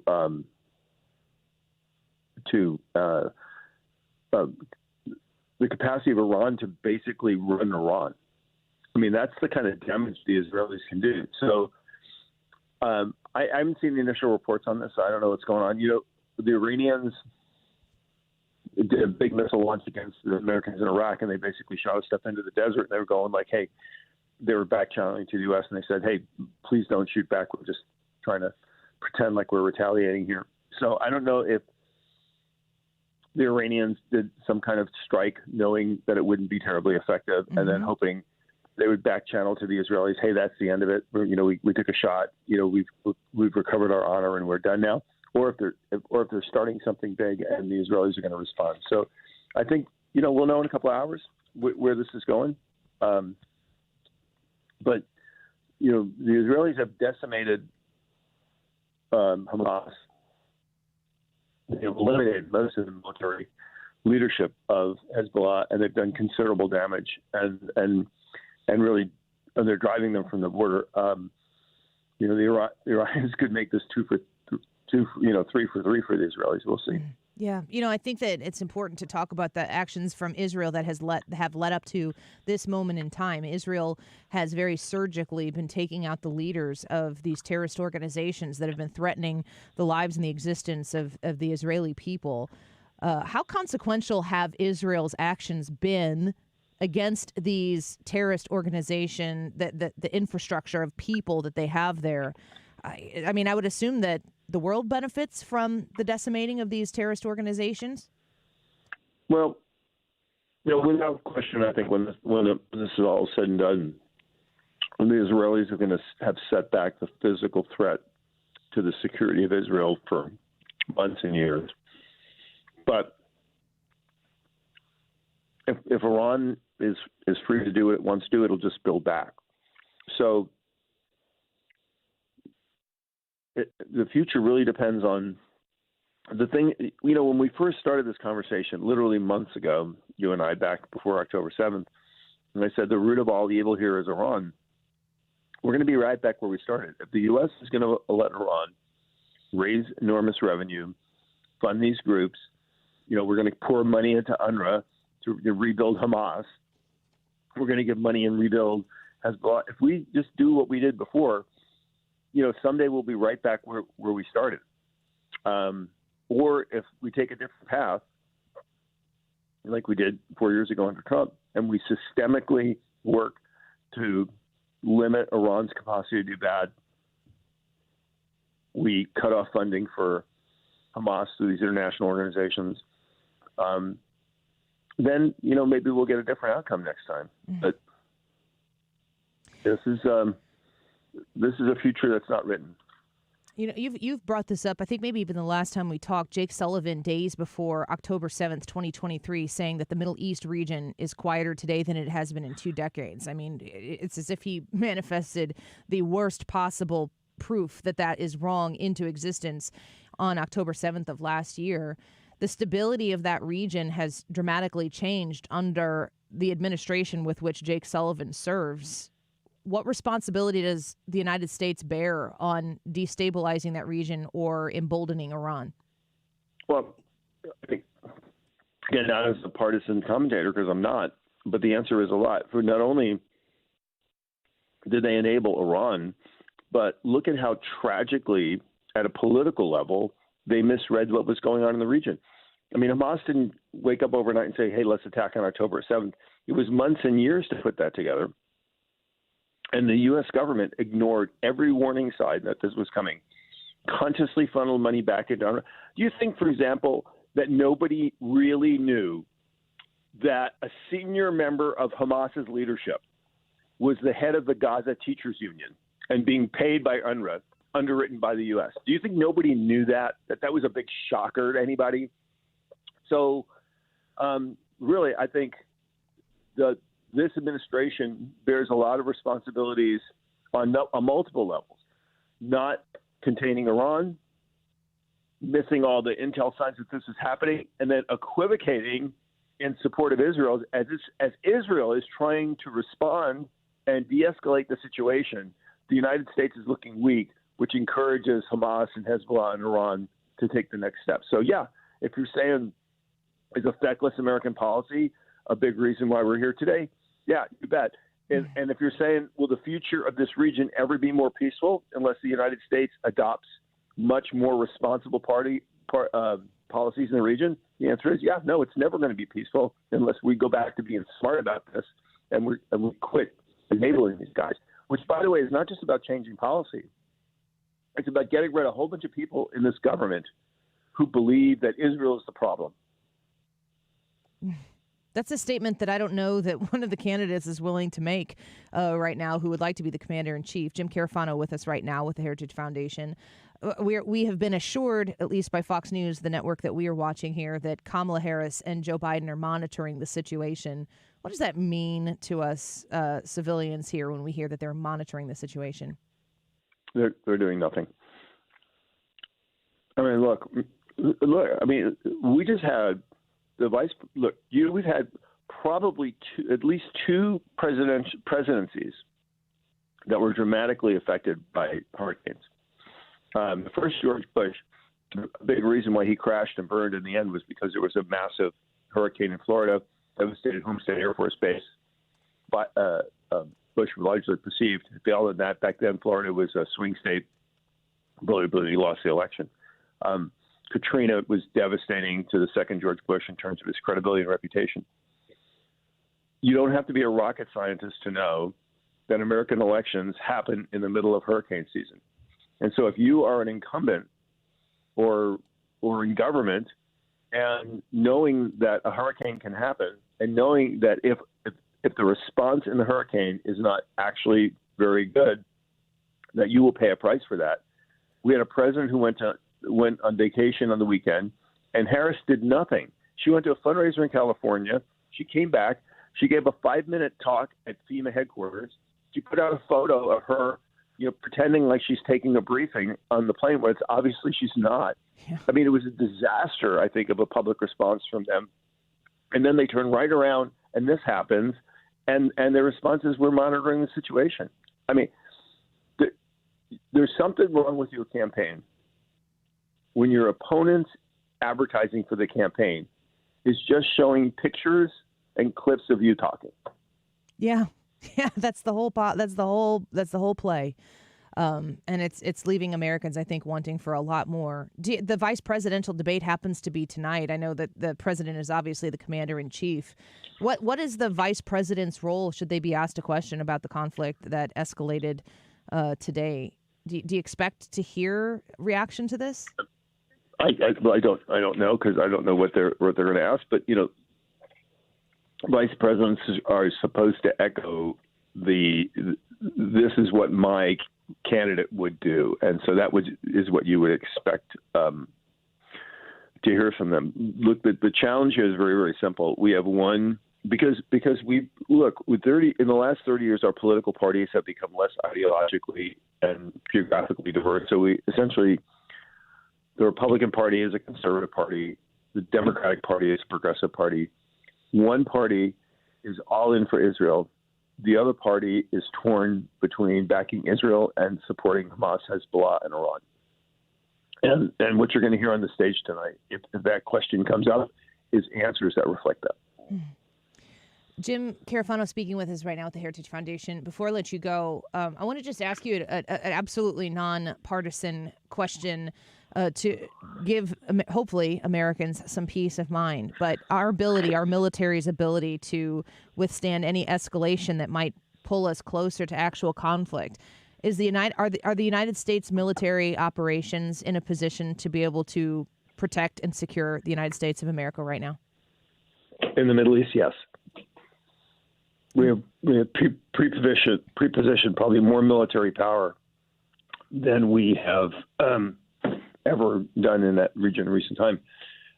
It's either going to deter Iran from escalating the war, or if Iran really seriously conducts up, it's going to help protect Israel. And if we'd done policies right, we wouldn't have needed that deployment. But that deployment is the last line of defense, and if it's used appropriately, it's more than adequate. But the question is, will it be used appropriately? The Houthis the other day literally attacked U.S. naval ships, and we did nothing. So if you're asking me, is the force appropriate to the task? Absolutely. If you're asking me, are the commanders capable of making the right decisions to defend America's interests and the lives of our servicemen and women in the region? The answer is, I don't know. Ask me when it's over. Jim Carafano, thank you for your time today. We're very grateful for it, and we look forward to talking to you again soon. Great. Good talking to you. Take care. Bye-bye. Jim Carafano from Poland, reporting on the conflict that has escalated today in Israel. Iran launching a missile attack across the entirety of Israel, according to Fox News. No casualties have been reported, and Israel, doing Israel things, has reopened its airspace now. Very quick. That's wild to me. Yeah. It's wild to me. It's got to be about, what, is it like 9:20 right there right now? Uh-huh. Yeah, I think that's what it is. I believe Dakota Wood is going to join us when we return. A question that I was going to ask Jim, but I thought, you know what, I'm going to lead, or at least get into this initially with Dakota Wood, who is the owner and CEO of Hot Gates Consulting. We're going to talk to him when we come back. He is a lieutenant colonel, retired in the United States Marine Corps. The biggest, this is just the way humans naturally think, but the biggest question is, how does this affect us? Now, I know people who are in Israel right now. I've been having conversations. You guys were able to hear some of those before the show began today with people who have family members that were instructed to go into bomb shelters today. There's an understanding in Israel that is not one that we have about bomb shelters, missile strikes, Iron Dome. I kind of think in my mind it's got to be kind of like a tornado warning. You hear it happens. In the Midwest, we know that happens. When you're in Florida, we've talked about this, about how Florida people are like, it's a hurricane. We have hurricanes. It'll probably not hit us. Now we see what a hurricane actually can do with Hurricane Helene. So it's you respect it, but you don't over sensationalize it. You do what you're supposed to do to prepare for the instance when it happens. And it feels like the way the Israeli people understand their existence, they know that these rocket attacks, these missile attacks are going to happen. And they live their life understanding that this region of the world has to deal with that. And they also know that Israel is prepared to defend as best as they can against these types of attacks. And it's just, you see missiles flying in to your home, and I'm looking at it over a television screen going, man, this turns my stomach. It makes me very uncomfortable to see it. In Israel, they have a different kind of, not acceptance, but an understanding of that being reality. Yeah, they live in that reality constantly. The difference with this one versus, when Hezbollah fires missiles from the north is that this is the country of Iran, and they have chosen to fire missiles at the entirety of Israel. So you have to think there are parts of Israel that you think, oh, well, if I live in this area, obviously I'm more prone to deal with this than others. This is one where the entire country was on red alert. Go ahead. What I was going to say is you got to keep in mind too that Israel's not a big country, like landmass wise. No, it's the size of New Jersey. Yeah, it's very small. So to carpet that from a country the size of Iran isn't like unheard of. But like the other thing is too, if I said, hey Ryan, where's the nearest bomb shelter? You wouldn't know that. I don't know where it is. But if you live in Israel, you do. You just know where the shelters are because whenever the sirens go off, you go to the shelters. It's weird to think that people have to live underneath that sort of threat and that they have to have that sort of plan in place. We're going to take a quick break. Lieutenant Colonel Dakota Wood is going to join us when we return. And the question that I want to ask him is, what's the red line?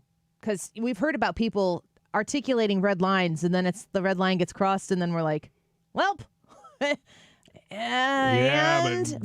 what is the red line? Where does the United States have an obligation that even a bipartisan response will say, nope, that's the line that you've crossed? Are we anywhere near that? Maybe we're not. There's discussion with no casualties being reported. However, there was a terrorist attack in Tel Aviv. I think it was in Tel Aviv before. The reports that I heard earlier were that 10 people were shot, that there potentially were multiple gunmen.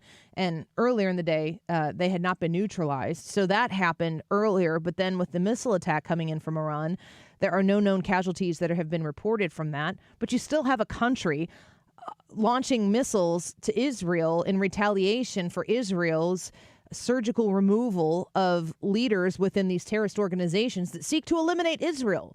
It's complicated for sure, but Israel is our ally and another country is now attacking it.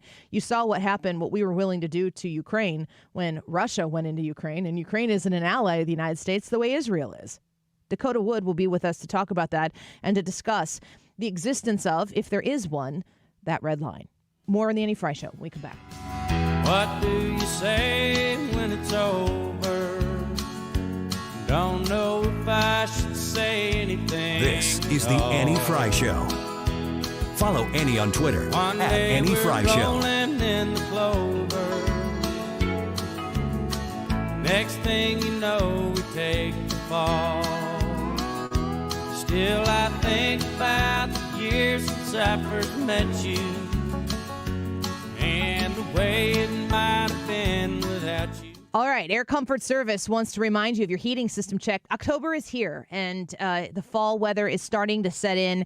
And if you need to have your heating system checked, Go to Air Comfort Service to get that done. You'll be glad you did because they're the best. 314-513-0091. That's who I call if I have heating and air conditioning issues. It's who I recommend to my personal family and friends should they have heating and air conditioning issues. For a heating system check, get your regularly scheduled check done twice a year. Discounts on diagnostic calls and repairs and priority service if you purchase a maintenance plan from Air Comfort Service. Put you to the front of the line at 314-513-0091. Air Comfort Service maintenance plans start at just $19 a month. And if you pay monthly, get that 12th month free as well.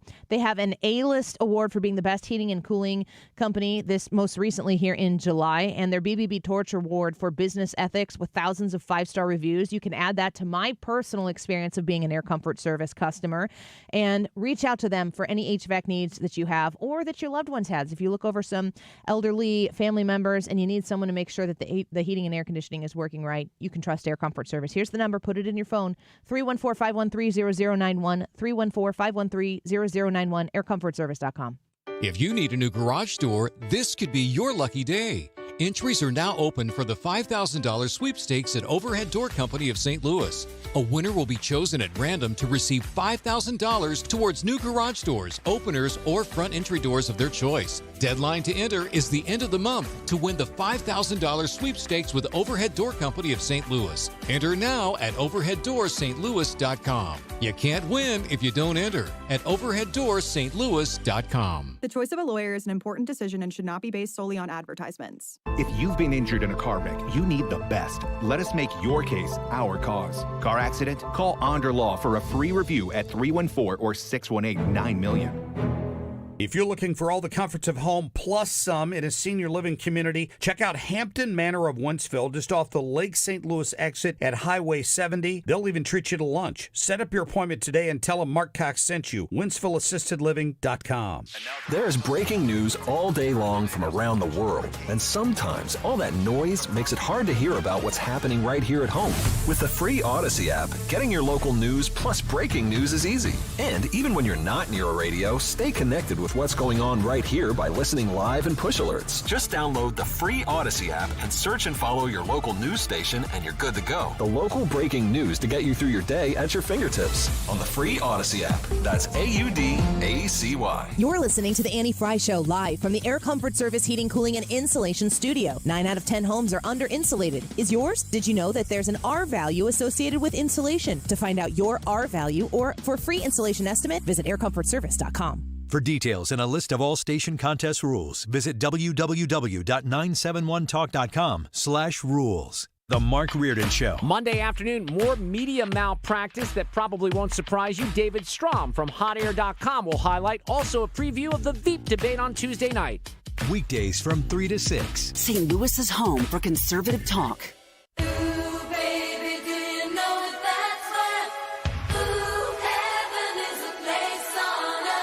They say in heaven, love comes first. We'll make heaven a place on earth. Ooh, heaven is a place on earth. You're listening to The Annie Fry Show on St. Louis's home for conservative talk.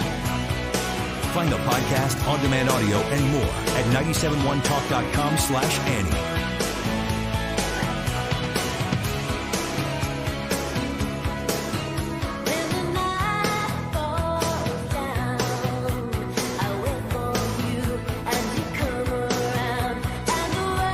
Welcome back to the Annie Fry Show. We've been watching as Iran has launched a missile attack against Israel, of which the IDF has intercepted those missiles. It doesn't appear as though there are any casualties from this strike that Iran was launching. The question is, have we witnessed the first wave of something more, or was Iran trying to make a statement? We'll retaliate in this way. It won't cause a lot of damage, but we'll get credit for having done something. Who knows what is next? And of course, the question that we're all interested in, what is the United States' responsibility in the matter as our Israel ally is under attack? Let's get to our next guest. Excited to have Lieutenant Colonel Dakota Wood on with us once again. He's the owner and CEO of Hot Gates Consulting. Thank you so much for being back with us, Colonel. We appreciate your time today. No, it's been too long. I love your team and what you do in the air. And just thanks for having me on. Oh, you bet. It has been too long. You're right on that. Can I just ask you to set the table for us and tell us what you've observed today, what your thoughts are on this attack on Israel from Iran? One, the Israelis have once again shown how good they can actually be when they have their act together. I mean, just the decimation that they have imposed on Hezbollah with the pager attacks and the handheld radios, precision bombing against senior leadership, both from Hamas and Hezbollah, even getting Nasrallah in a deeply buried, hardened bunker where they used almost a jackhammer approach, sequencing various bombs to pummel its way several scores of feet underground to get Nasrallah. They've conducted the assassination attack of the senior leader in Tehran. Remember, that was there for a funeral service for somebody else. They've just shown extraordinary effectiveness. And what that has done is, one, killed off just about all the senior Hamas leadership, all the top-tier echelon of Hezbollah, so it's sent them reeling, and it's greatly embarrassed the Iranian regime in Tehran.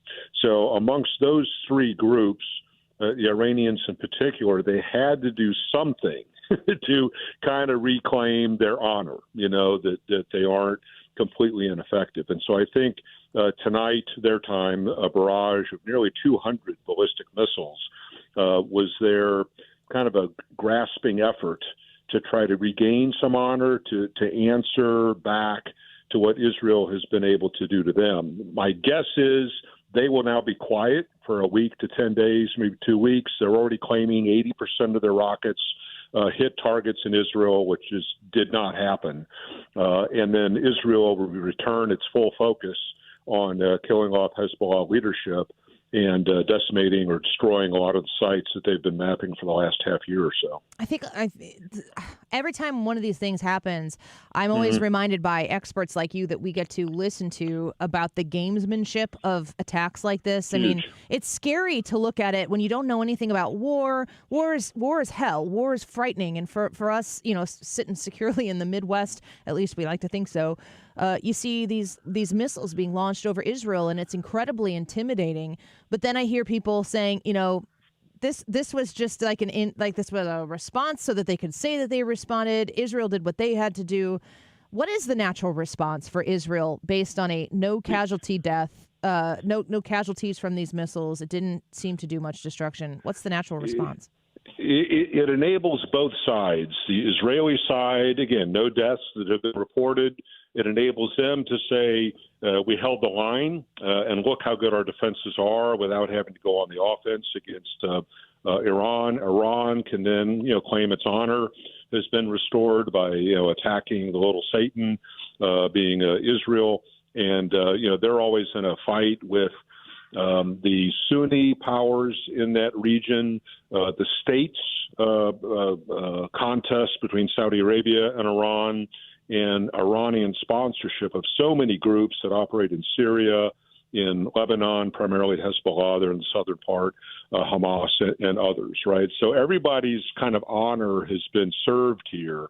And to a point that you made, we tend to forget that war, diplomacy, economics really have people at the heart of it. So you've got a bunch of academics and policy pundits and whatnot that will kind of wax eloquently about theories. But when it comes down to it, these are actual people that have to make decisions on a minute-by-minute basis about what their power standing is amongst their power structure, their electorate or the people who have sponsored them or they fear might rise up against them. So this spat of some missiles being fired, 200, you can't sneeze at that, I think kind of assuages Iranian concerns about being able to retaliate. Israel once again shows technological mastery at tracking an incoming ballistic missile. They will project where they think it's going to hit. If it's just going to land in the desert, why expend an anti-missile missile, right? They just shoot down the ones that pose some kind of a hazard to civilians or critical infrastructure. And so it's an amazing display of technology, decision-making, risk assessment, political interests.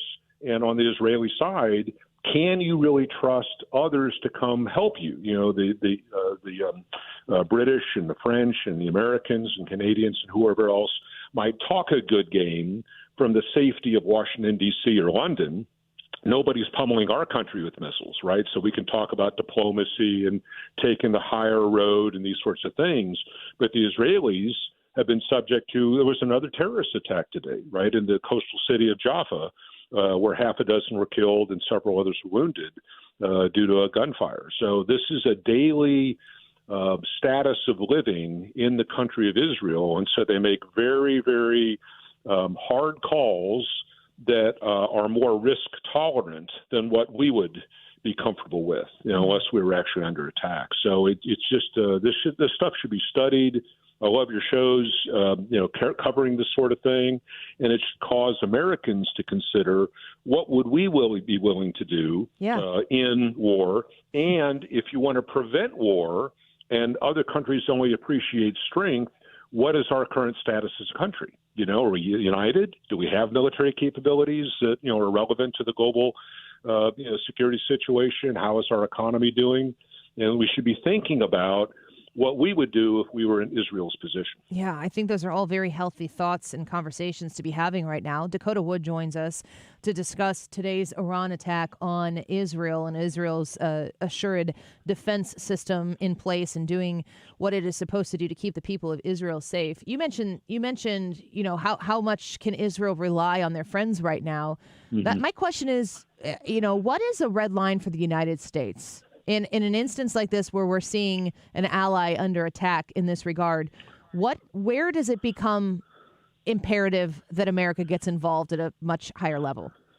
Well, 15 years ago, we would have been more willing to get involved because we had more stuff to use in getting involved. Today, we have essentially half the size of the military that we did in the Cold War, and most of the stuff we have is very old. I mean, the average age for an Air Force fighter, the kind that have been deployed to the Middle East, is 32 years old. 32 years, that's the average age of a fighter. We have 294 ships, I think, total. Cold War, we had nearly 600. Most of the ships we have are older than 20 years of age. So you just don't, when you don't have as much stuff, it makes you more reluctant to commit what you do have to a potential war in the Middle East, right, where you might have other interests, like in the Indo-Pacific. What would you do with China? What are you going to do with Venezuela? If things continue to go the way they're going between Russia and Ukraine, do you need some kind of capability in case, the war spills over into Poland or, another NATO ally or something? So in this administration we have, the Biden administration, coming into a presidential election cycle, clearly, the last thing they want to do is get involved in a war in the Middle East, and that's the last thing they want to do. So we see lots of rhetoric, lots of discussion about the importance of diplomacy, trying to get to a peaceful situation, and it rings hollow if you're in Tel Aviv or Jerusalem when you have Iranian ballistic missiles coming down on your head, right? Or you have Hezbollah that's been killing people, or Hamas that's slaughtered, so many on October 7th, nearly a year ago. So what is the red line? For the Biden administration, I don't know. I don't know what that answer is, unless Iran was able to coordinate with Hezbollah, and instead of 200 missiles, it was 2,000 missiles. That might cause us to get involved. Dakota, I want to ask you a question a little bit more in the political realm, but in a campaign season. I mean, think about what is happening in the Middle East right now. Yeah. I would assume that the position that a new administration, whether it's a Harris, Walz administration, or a resurgence into the Trump doctrine, the Trump way of doing things, would dramatically affect what's taking place in the Middle East. What's at stake with this election and the Middle East? Well, Trump demonstrated that if you remember Bashar al-Assad, when he used chemical munitions against his own people in Syria, Trump ordered the launch of 100 or 114 or something Tomahawk cruise missiles against sites in Syria that were associated with these chlorine gas, chemical munition sorts of attacks on the Syrian people. And so that was a demonstration of where then President Trump was willing to use American military power to send a very, very clear message to whomever the dictator was, al-Assad at this point in time, that the use of those kinds of instruments of military power were just intolerable.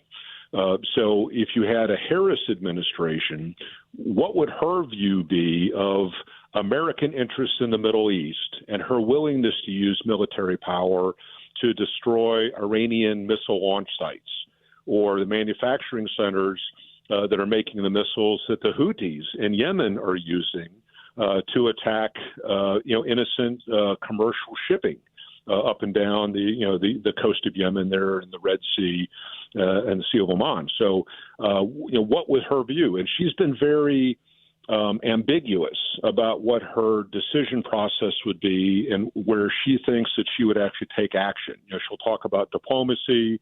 She'll talk about things that shouldn't be allowed, like a nuclear Iran, but she is evasive in terms of saying what she would actually do in certain situations. And you can get ambiguous with notional scenarios. It's all speculative, but she doesn't have a track record of saying those sorts of things. Trump can be all over the map on stuff, but he has a track record of actually making decisions that resulted in the use of either economic incentives, tariffs and those sorts of things, or military power, cruise missiles and aircraft strikes against enemy targets when the interests warranted that. So it's one way to think about the two nominees. I want to ask you one last question, and this has just kind of occurred to me over the course of our conversation here today. Is that, this is a country striking Israel, which is a little bit different than infiltrated terrorist attacks like October 7th, even though we know that the funding definitely does come from Iran. I hear a lot about the people of Iran and the difference between the mindset of many of the people of Iran and the people who are in charge of, who are leading Iran. Can you talk a little bit about the dichotomy there between the powers, the government, or the power systems in Iran, and how that may not mirror exactly, if you're just like, well, let's wipe Iran off the map. Of course, that's not what we would want to have happen, but the people there aren't necessarily in lockstep with what their government is engaging in. That is a great point. And if we think about patterns of behavior over the last few years, it wasn't that long ago. Remember when there was kind of one, as part of the rainbow or the colored revolutions? There was one in Egypt, and there was an uprising of popular discontent in Iran during the Obama administration. And the U.S. position was, we're not going to get involved. We're not going to support the freedom-loving people in Iran, and that incentivized the theocracy, the religious ruling regime in Tehran, to use brutal force in cracking down on these protests. So the Iranian regime rules by fear, intimidation, military, political force. Their their customs. It's the religious police that go out and will beat women if they're not appropriately attired, or if they're out without a male escort. And so that's the kind of rule by force that keeps the Iranian people in check. But they're very educated. The people are. They do travel. They do know what's going on outside. But they have no physical ability to protect themselves or to fight back against the government that has exclusive use or control of force, whether it's religious police or it's military forces or their special operations capabilities, what have you. So the Iranian regime has as much to fear internal to Iran as they do external to Iran, where they think that Israel might try to strike them if they get ever more closer to having a nuclear capability. And so if you're living in Iran, you have to be on the good side of the government, or be fearful of life and your ability to earn a living and to travel and do the things that we freely do here in the West. Wow. Tyranny in action. It's terrible to It see. is.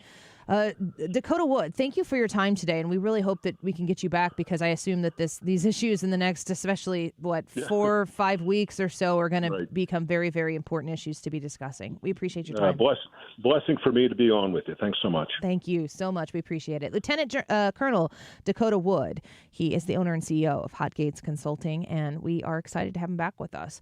Jim Carafano and Dakota Wood back to back is quite an honor to have on the show. We were glad we were able to work them in. And when we come back, we'll get Ryan Wiggins back in the studio, and we'll reset a little bit from where we are. Guys, there's a vice presidential debate tonight. We haven't talked about it yet. We weren't sure at the beginning of the show if we would talk about it at all, but the airspace in Israel is back open again. The missiles, I think they said 184 missiles identified that were Iranian missiles that were shot over Israel. No casualties. It seems as though it was an ineffective but public display of dissatisfaction from Iran. And for now, there is a pause. People have been able to leave their shelters. People are still on high alert in Israel, and we will continue to monitor the situation should anything else begin to brew over the skies of Israel. We're going to take a quick break. More Annie Fry Show after this.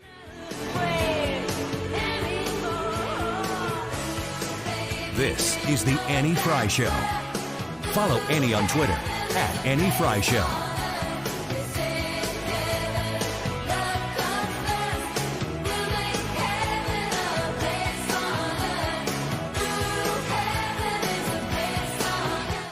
Michael's Flooring Outlet has multiple locations in St. Louis. They've been here for 30 years. They've been able to grow in that amount of time, and it's because they know how to do flooring. They know how to service you and your home when it comes to your flooring needs. If you go online to igotfloored.com, that's igotfloored.com, you'll be able to see the products that they offer. Whatever you're looking for, if it's a hardwood look, if it's a tile look for a bathroom maybe, if you're looking for carpeting for your home, that Smart Strand Mohawk Silk line with the superior performance that it offers, or maybe you're looking for a commercial project to be done, Carpet Squares makes it easier to replace in case of an incident of some sort in your place of business. Both residential and commercial needs are met at Michael's Flooring Outlet, and we are very grateful for the great partnership that we've had with 97.1 for years and years to help send the fine people listening to this station to the fine people at Michael's Flooring Outlet for their flooring needs.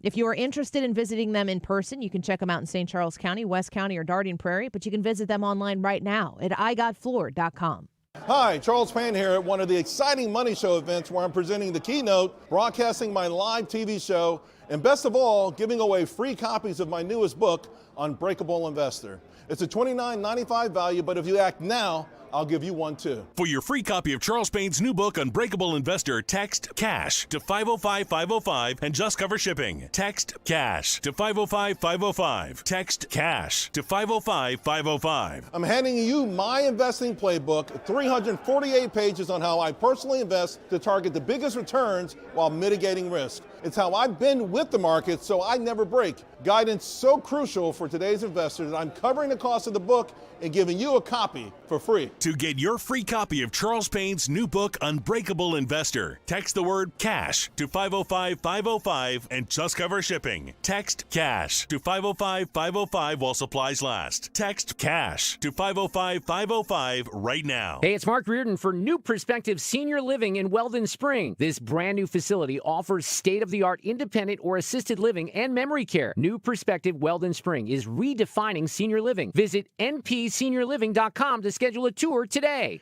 We haven't talked about the YouTube live chat poll much today. Which campaign has the most to gain by the VP debate? That's tonight, of course. Trump, Vance, or Harris, Walz, which one do you think has the most to gain according to this VP debate that's happening live tonight? We will be airing it live as well. Starting coverage at 7 o'clock, VP debate at 8 o'clock. It is 1:48. This time check is sponsored by Jerry Kelly Heating and Air Conditioning. It's time for a $98 furnace tune-up. There's still a debate between now and Election Day, and it's tonight. The vice presidential debate between Tim Walz and J.D. Vance. Democracy 2024. Listen to the debate here tonight on 97.1 FM Talk.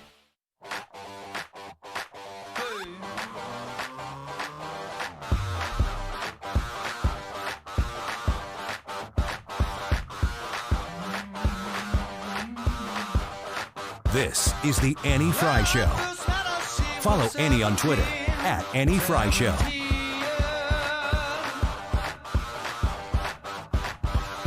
Welcome back to the Annie Fry Show. Best laid plans Well, now Jake Sullivan, Mr. The Middle East has never been more quiet, 2 days before October 7th is speaking. Can we listen into that? Speaking of best laid plans, they changed it in Houston. Let's listen into what the National Security Advisor is speaking on right now. We are still working with the IDF and the authorities in Israel to assess the impact of the attack. But at this time, and I stress at this time, we do not know of any deaths in Israel. We are tracking the reported death of a Palestinian civilian in Jericho in the West Bank. We do not know of any damage to aircraft or strategic military assets in Israel. In short, based on what we know at this point, this attack appears to have been defeated and ineffective. This was first and foremost the result of the professionalism of the IDF, but in no small part because of the skilled work of the U.S. military and meticulous joint planning in anticipation of the attack. We are also aware of reports of a terrorist attack in Jaffa that took the lives of a number of Israeli civilians and wounded several others today.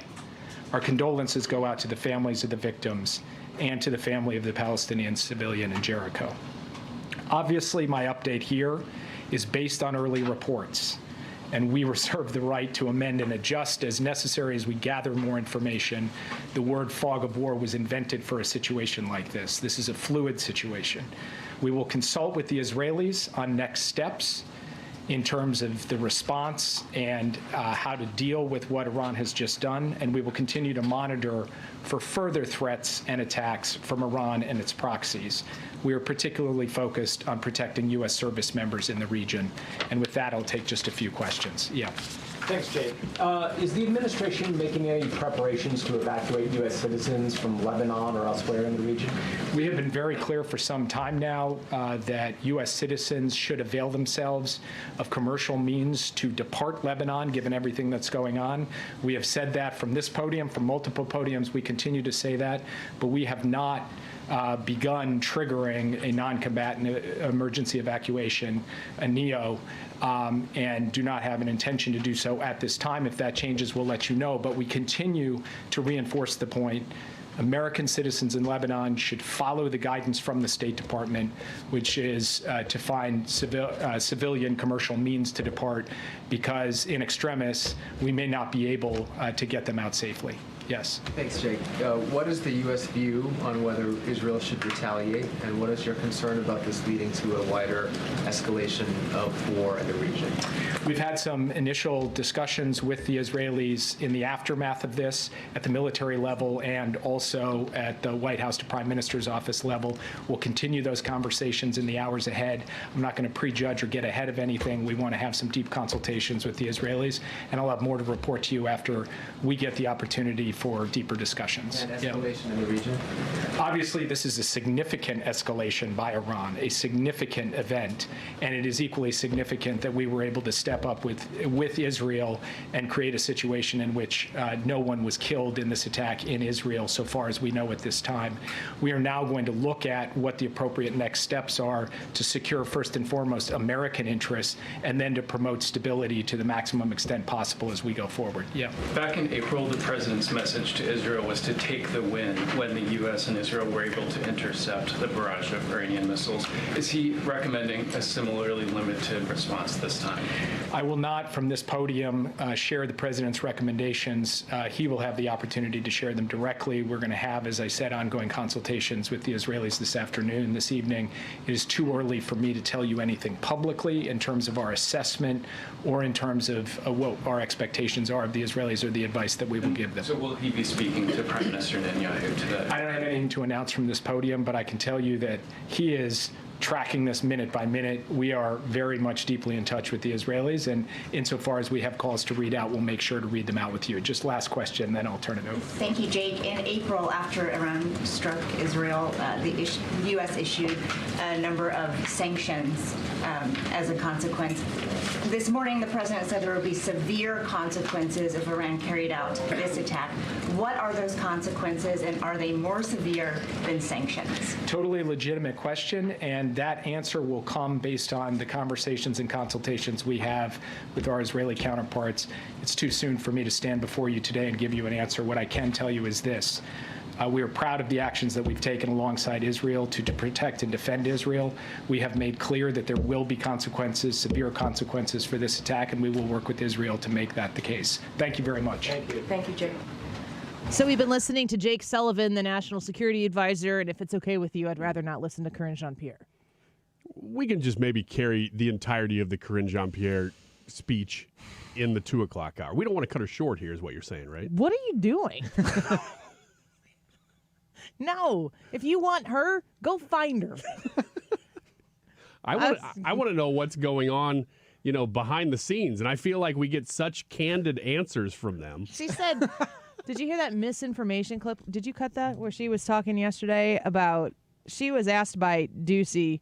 Yeah, I did. Yeah, cut 18. Do I have time for this? Yes, let me find the right microphone. This is what we're going to play from yesterday, because Karine Jean-Pierre is so bad at this that she might actually I think it's be good. important to correct the record here. First of all, the false representation Get on with it. Of the data I shared. So that was what we are seeing, false representation. I got to call that out. We got to call that out. And it's been fact-checked by some of your colleagues here, by multiple outlets that has been debunked on what has been. When your child comes up to you and the cookies are missing from the table, the chocolate chip cookies, and they got chocolate all over their face, and you're like, do you know where the chocolate chip cookies went? And they're like, absolutely not, and I'm offended that you'd accuse me of such a thing. And you're like, where'd the chocolate come from on your face? And they're like, I didn't do that. It must have been put there. Falsely misrepresented. Can you clarify what the misrepresentation is? The numbers that is being put out about... That's my favorite, the numbers that is. How many people are out has been falsely represented here. If we're going to report something, a data that's out there, we got to do it in a way that is not confusing. What, you remember the movie Liar, Liar, where he's like, I can't because it's devastating to my case. Using the American people and certainly not lying. She's not good at it. My gosh. You're right. She almost is so bad at it that you're like, I forgot what I was even waiting for. Yeah. Makes you want to just run through the wall and leave a shape in the wall the size of your body. And just be like, I'm out. I can't do this anymore. Good for you, Peter Ducey. Do you get hazard pay? All right. We might have a normal 2 o'clock hour. We're going to wait and see if Israel remains calm. Go check out the podcast for Jim Carafano and Dakota Wood this hour. We'll be right back. What's it going to take for you to realize the IRS is in full-blown attack mode, and if you have IRS issues, your timely response is critical? Hi, this is Lance Drury with the Lance Drury Law Firm. We certainly know the IRS has ramped up efforts because we're seeing a lot more clients with threats of intents to seize property or levy rights to property. If you have IRS issues, call the Lance Drury Firm today. Today, don't wait. Those IRS notices have hard deadlines for exercising your appeal rights. If you miss the deadline, your rights to a legal appeal are gone. Let the Lance Drury Law Firm get between you and the IRS today, and we'll help you manage your case to achieve the best outcome. IRS problems are serious legal matters, so call Lance Drury Law Firm, located right here in St. Louis. Don't wait. Call 314-260-6120. That's 314-260-6120, and schedule your free consultation with me, Lance Drury, or visit LanceDruryLaw.com. The choice of a lawyer is an important decision and should not be based solely upon advertisements. Stewart's American Mortgage and the Bagel Loan. You are connected to the right people when you reach out to Stewie, because he can help you make sure that probably your biggest financial obligation that you have, I assume definitely the case in my life, your mortgage, is the best financial situation for you. If you're purchasing a new home, you're going to need a mortgage, likely, and you want to make sure you get the best rate possible, and also that you, when you get the bagel loan, pay zero in closing costs that other lenders out there are going to charge you for. The bagel loan only exists with Stewie at Stewart's American Mortgage, and the number that I'm about to give you, it goes directly to Stewie and his cell phone, 314-324-4440. 314-324-4440. Now, that's a number you can call. That's a number you can text.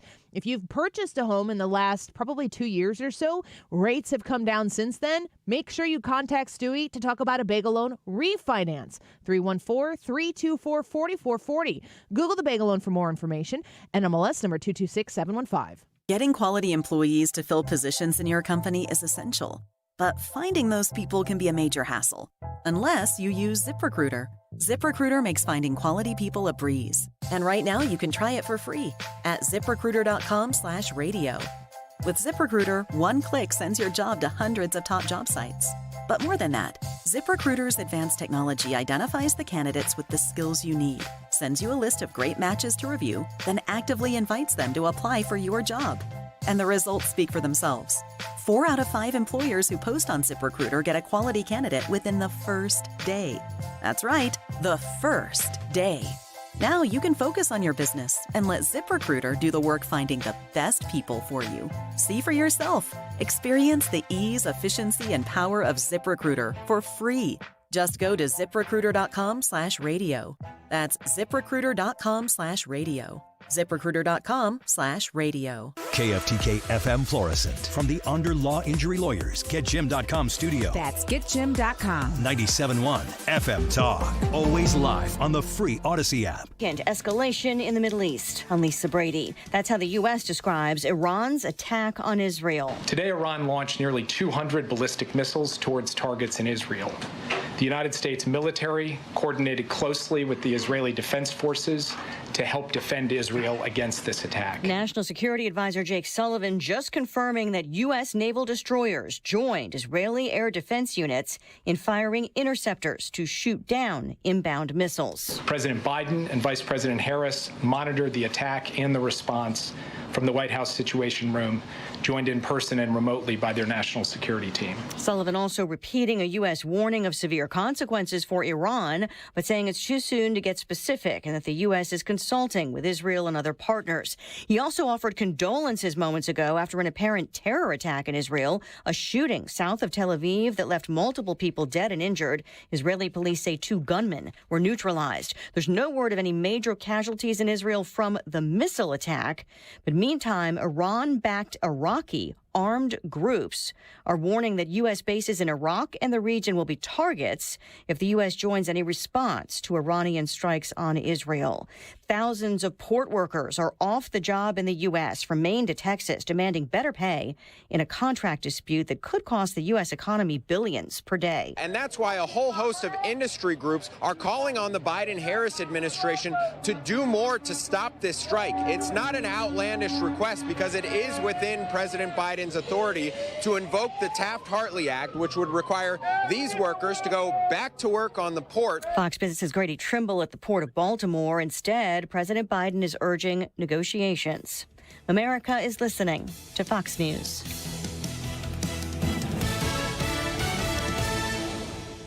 Everywhere you look, things are getting more expensive. So at Consumer Cellular, we're lowering the price for those 50 and up.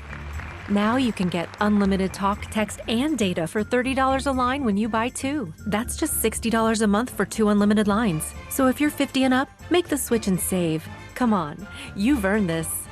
Call 1-888-FREEDOM or visit consumercellular.com today. Requires 2 lines of service, age validation, and credit approval, subject to system and area limits, taxes, and other fees apply. Mommy, want to play a game with me and Dad? Mommy's not feeling good. You need to vaporize that cold. Vaporize? Yeah, with DayQuil VapoCool. It's DayQuil plus a rush of Vicks vapors. Whoa. Come on, honey. Let's let Mommy rest. You guys are amazing. And so is DayQuil VapoCool. DayQuil VapoCool, the vaporizing daytime coughing, aching, fever, power through your day medicine. And to vaporize sore throat pain, try Vicks VapoCool drops. Use as directed. Keep out of reach of children. Air Comfort Service, heating, cooling, and insulation, weather. All about sunshine on this Tuesday afternoon. 76 should do it for the high. It's been windy much of the day, but the winds will be diminishing as we go through the afternoon. Tonight, we drop quickly into the upper 60s, and it's chilly overnight, 49 degrees. Wednesday, a spectacular day. Lots of sunshine, light winds, low humidity, and 74 degrees. This is 97.1 FM Talk. Chief Meteorologist Dave Murray.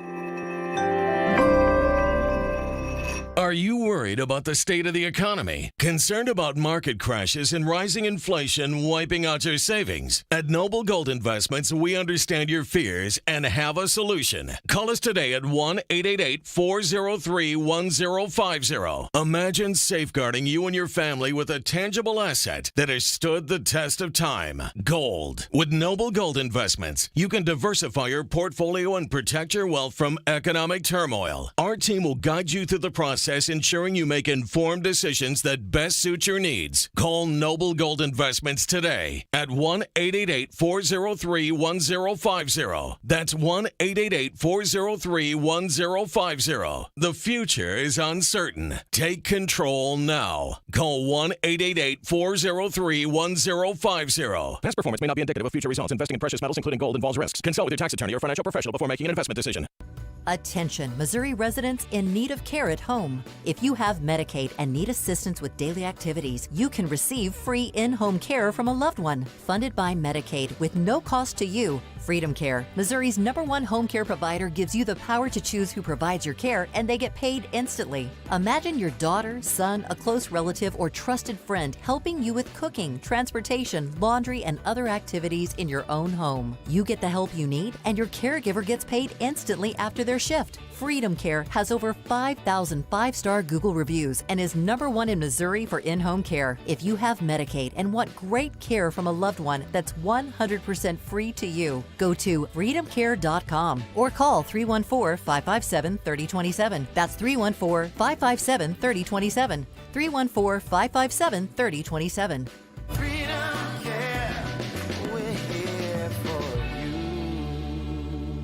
Looking for thick, healthy, gorgeous hair? Say goodbye to shedding, thin, and dull hair. And hello to thick, healthy hair with hair volume from New Nordic. Available online at Amazon, Walmart.com, and NewNordicUSA.com.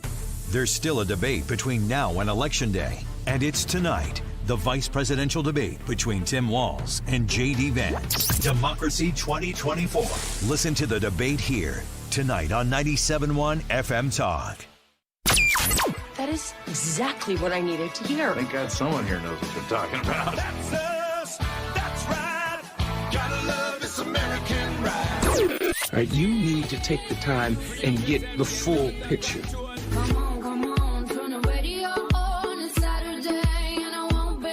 Don't get me wrong. I love the ladies. I mean, they rev my engine, but they don't belong in the newsroom.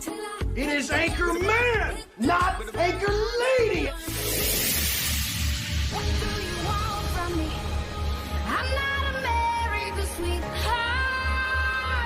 Goodness sake, kid. Keep your voice down. Your father's listening to the radio.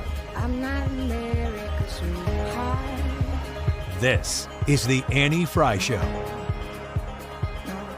Welcome back to the Annie Fry Show. It's been quite a show, quite a day so far. Iran launching missile attacks against Israel. We've had breaking news coverage of that as the day has unfolded. Those missile strikes have stopped for the time being. We will bring to you the news of whatever is developing next. If there is a next in this particular instance of a missile attack against Israel. No casualties reported.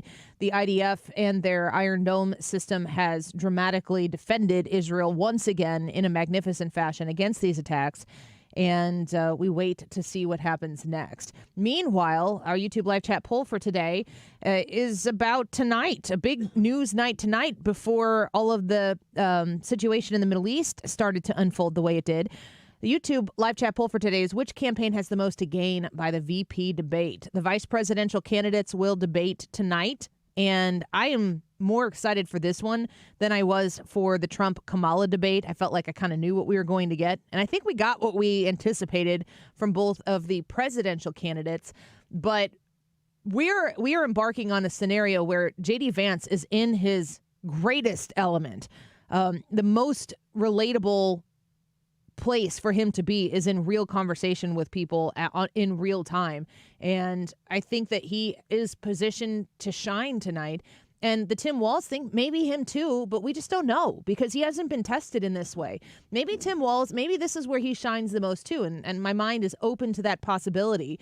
But I feel as though the Tim Walz that I saw at the convention very scripted, which is natural, common to be reading from a teleprompter in that instance. I just think that it is such a question mark over what Tim Walz is going to bring to this evening that the playbook for Governor Walz cannot be the same as Kamala Harris. It's very clear that the Kamala Harris playbook was to get under Donald Trump's skin and make Donald Trump do Donald Trump things that causes Americans to remember, like, oh, this is why I can't stand this guy because he's so thin-skinned and so on and so forth. And Kamala Harris was able to do that to an extent.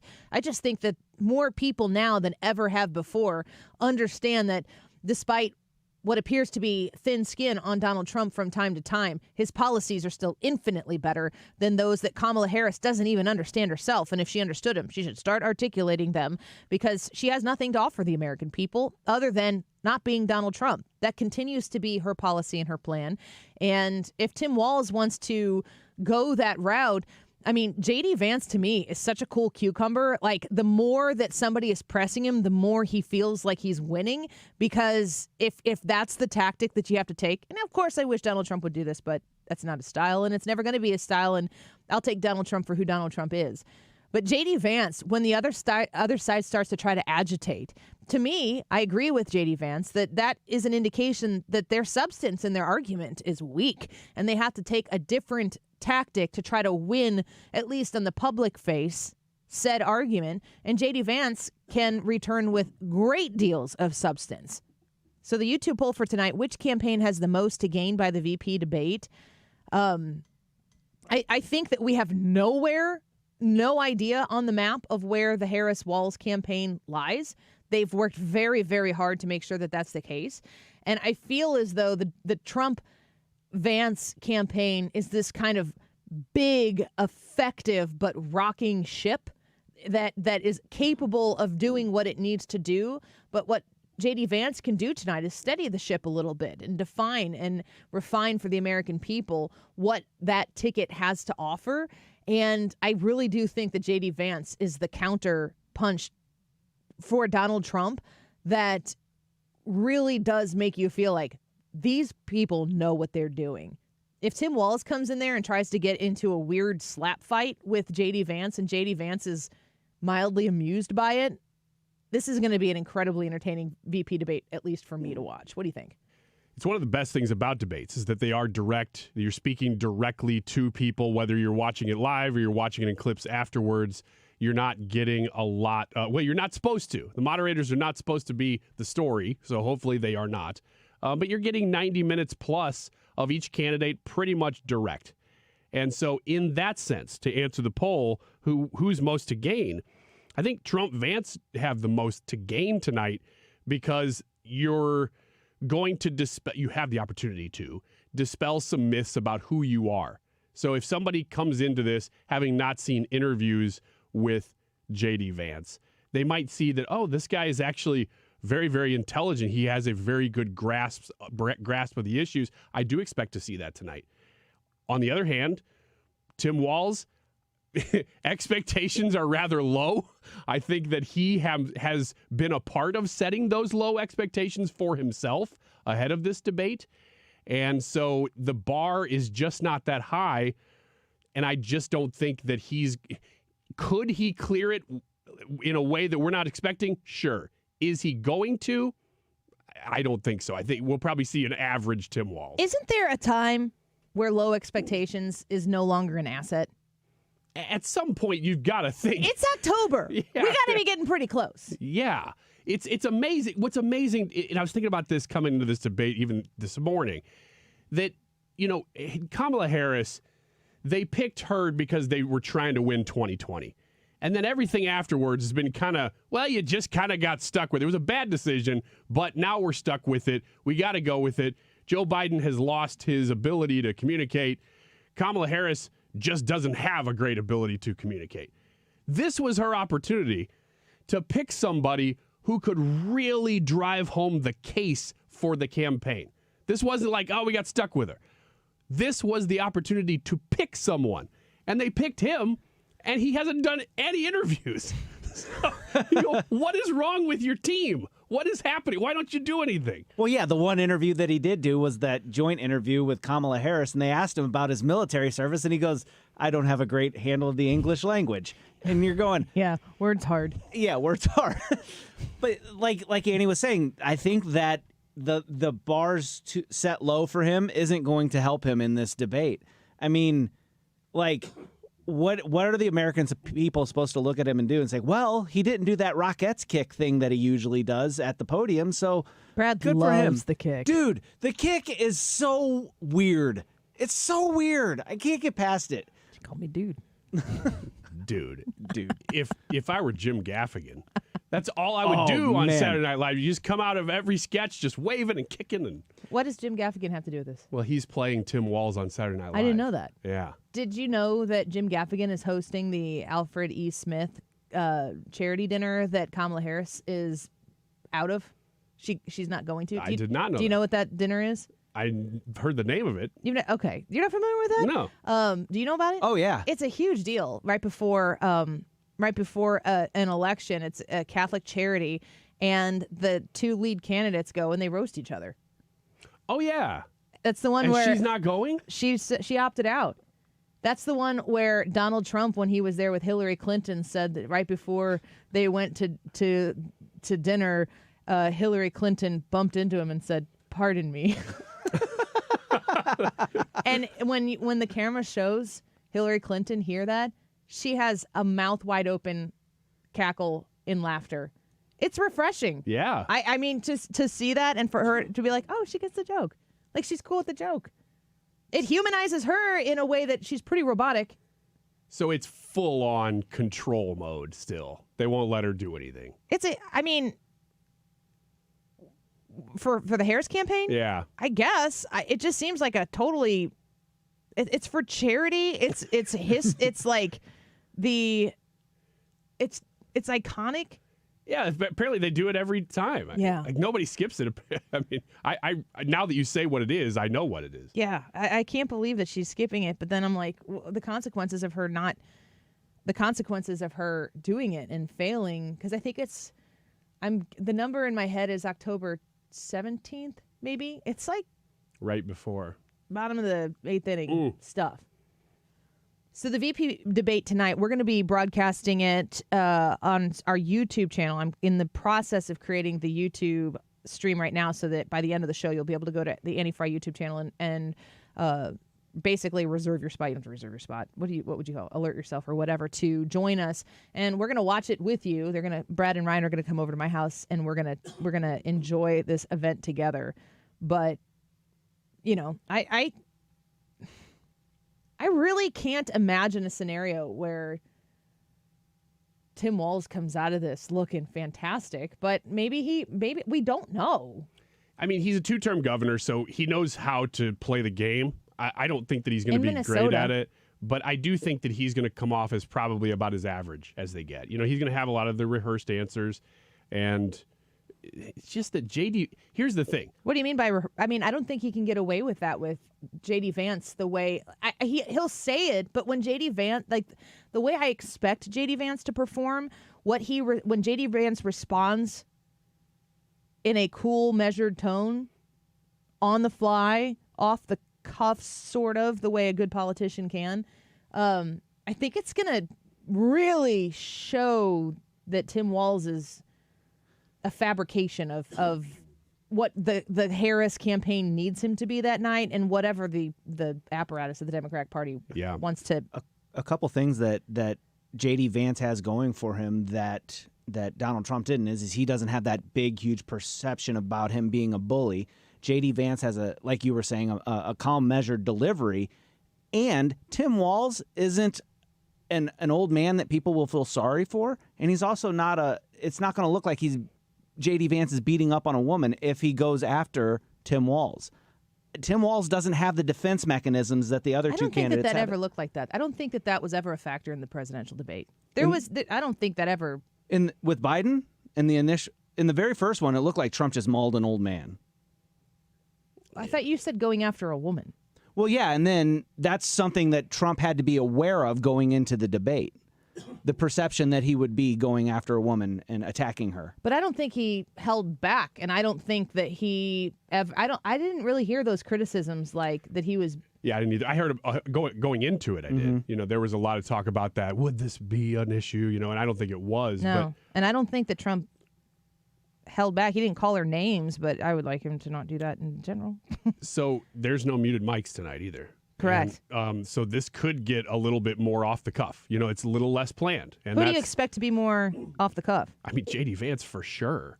And that's what I was kind of getting to is that Tim Walz, even if he comes out and has a very, very mediocre, like, hey, I'm just trying to make sure I don't mess things up night, that would be a win for him. But he's not going against just an average opponent. J.D. Vance is really good at this. He's just quick. So the best that I think Walz can do is just come off like I didn't cause any major damage to the whole thing here. And J.D. Vance, man, he can hit those buttons. He can make those viral moments. And that's what I'm looking for tonight is those 60-second clips that everybody's going to be watching. I think that J.D. Vance, from an intellectual standpoint, is going to be able to be off the cuff more. But I expect Tim Walz to be very emotionally reactive. Sure. And that's the open mic thing that I think is the most impactful. You know, the quips that Donald Trump will mutter or something like that, you'd be in jail after Hillary Clinton's talking about whatever. Yeah, wrong. It's like one of the most used gifts that is out there. But I think that the open mic thing can expose. I don't think people want overly emotional people to be in the office of the president and the vice president. And I don't think Kamala Harris is emotional. I think she's such a fake and a phony and a fraud. That's how you do Kamala Harris right there. 1, 2, 3. Triplicate. I think that she's all three of those things so much that when she's explaining something and she's trying to inject an emotion into it, I feel like that is the selected emotion of the topic that she feels that people will react to politically the most advantageous to herself. I don't feel like it's genuine. I'm trying to think of a moment where I've seen her react in a genuine, relatable way. Tim Walz, on the other hand, seems to have a lot of emotions.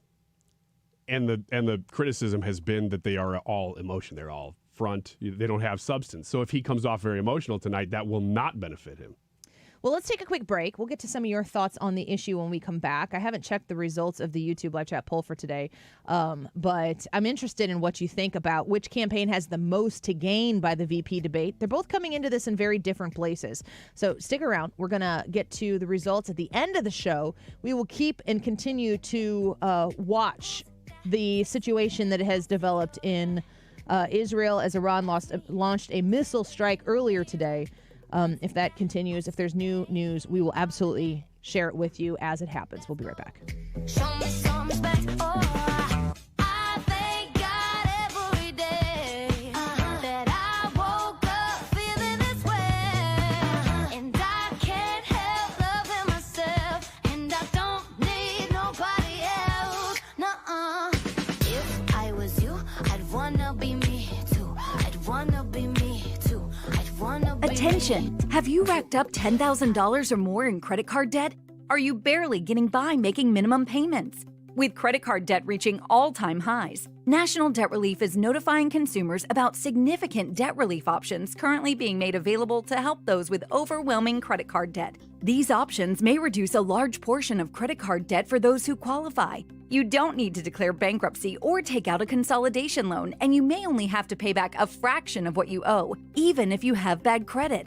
National Debt Relief has already reduced the credit card debt for more than 550,000 consumers, so don't wait. If you owe $10,000, $20,000, or even $100,000 in credit card debt, you can now take advantage of this financial debt relief as the cost of living continues to skyrocket. To check what debt reduction you may qualify for, call 800-580-7766. 800-580-7766. That's 800-580-7766. Hi, I'm Bob Kershaw with Retirement Advisory Group. Are you worried about market volatility in this election year? Are you concerned your money won't last you through retirement? Hi, I'm Tammy Kershaw, and as a family-owned business, we are committed to protecting your retirement, whether you're nearing retirement or already retired. We have a lot of folks that aren't aware of all the new investment choices that are available, which give you growth and protection from losses at the same time. Are you aware of all the fees that you are currently paying? We can show you how to avoid those fees. So come in now for your free retirement review and get a second opinion on your retirement plan. And just for coming in, you'll get a copy of our latest edition book, Your Key to a Worry-Free Retirement. Let us show you how to retire with confidence. We are proud to say we haven't lost a penny of our clients' money in 38 years, and we won't lose a penny of yours either. Let our family help your family. Call us now at 314-993-9494 or go online to retirementkey.com. That's retirementkey.com. If you need a new garage door, this could be your lucky day. Entries are now open for the $5,000 sweepstakes at Overhead Door Company of St. Louis. A winner will be chosen at random to receive $5,000 towards new garage doors, openers, or front entry doors of their choice. Deadline to enter is the end of the month to win the $5,000 sweepstakes with Overhead Door Company of St. Louis. Enter now at overheaddoorsstlouis.com. You can't win if you don't enter at overheaddoorsstlouis.com. So I want to talk to you about Civia Law and something amazing that they're doing to help veterans. We're close to Veterans Day, and here's an announcement from Civia, S-I-V-I-A, Law. You can go online to civialaw.com to learn more about them. For the first 20 veterans at each of the 5 offices that they have, Edwardsville, Wentzville, East Alton, Swansea, and Mount Vernon, for the first 20 veterans at each of these 5 offices that call 833-995-WILL on Veterans Day. So you got to put this on your calendar. If you know a veteran that could benefit from this, they need to call on Veterans Day. The first 20 at each of these offices are going to receive complimentary health and financial powers of attorney set up as a sign of gratitude from Civia Law for your service to our country. These are a $300 value. So if you are a veteran and you don't have these powers of attorney set up, you want to call Civia Law on Veterans Day at 833-995-WILL. That's 833-995-WILL to connect to Civia Law so you can enjoy those free powers of attorney for both health and financial. Civia Law cares about their veterans. They also care about you. If you are in the need of a will, a trust, or a powers of attorney, you want to connect with them at 833-995-WILL. 833-995-WILL. Online at civialaw.com. You're listening to the Annie Fry Show live from the Air Comfort Service Heating, Cooling, and Insulation Studio. Air Comfort Service is proud to support Greater St. Louis Honor Flight. Sign your veteran up for the Honor Flight today at gsl.honorflight.org. And for heating services, visit aircomfortservice.com. Odyssey.com is a universe of audio, and it's where you can download the app to stream 97.1 FM Talk. The Odyssey app. Download it today and stream anytime from anywhere. Where St. Louis comes to talk. 97.1 FM Talk.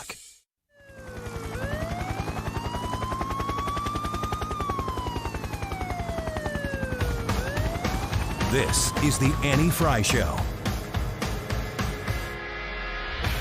Follow Annie on Twitter at Annie Fry Show.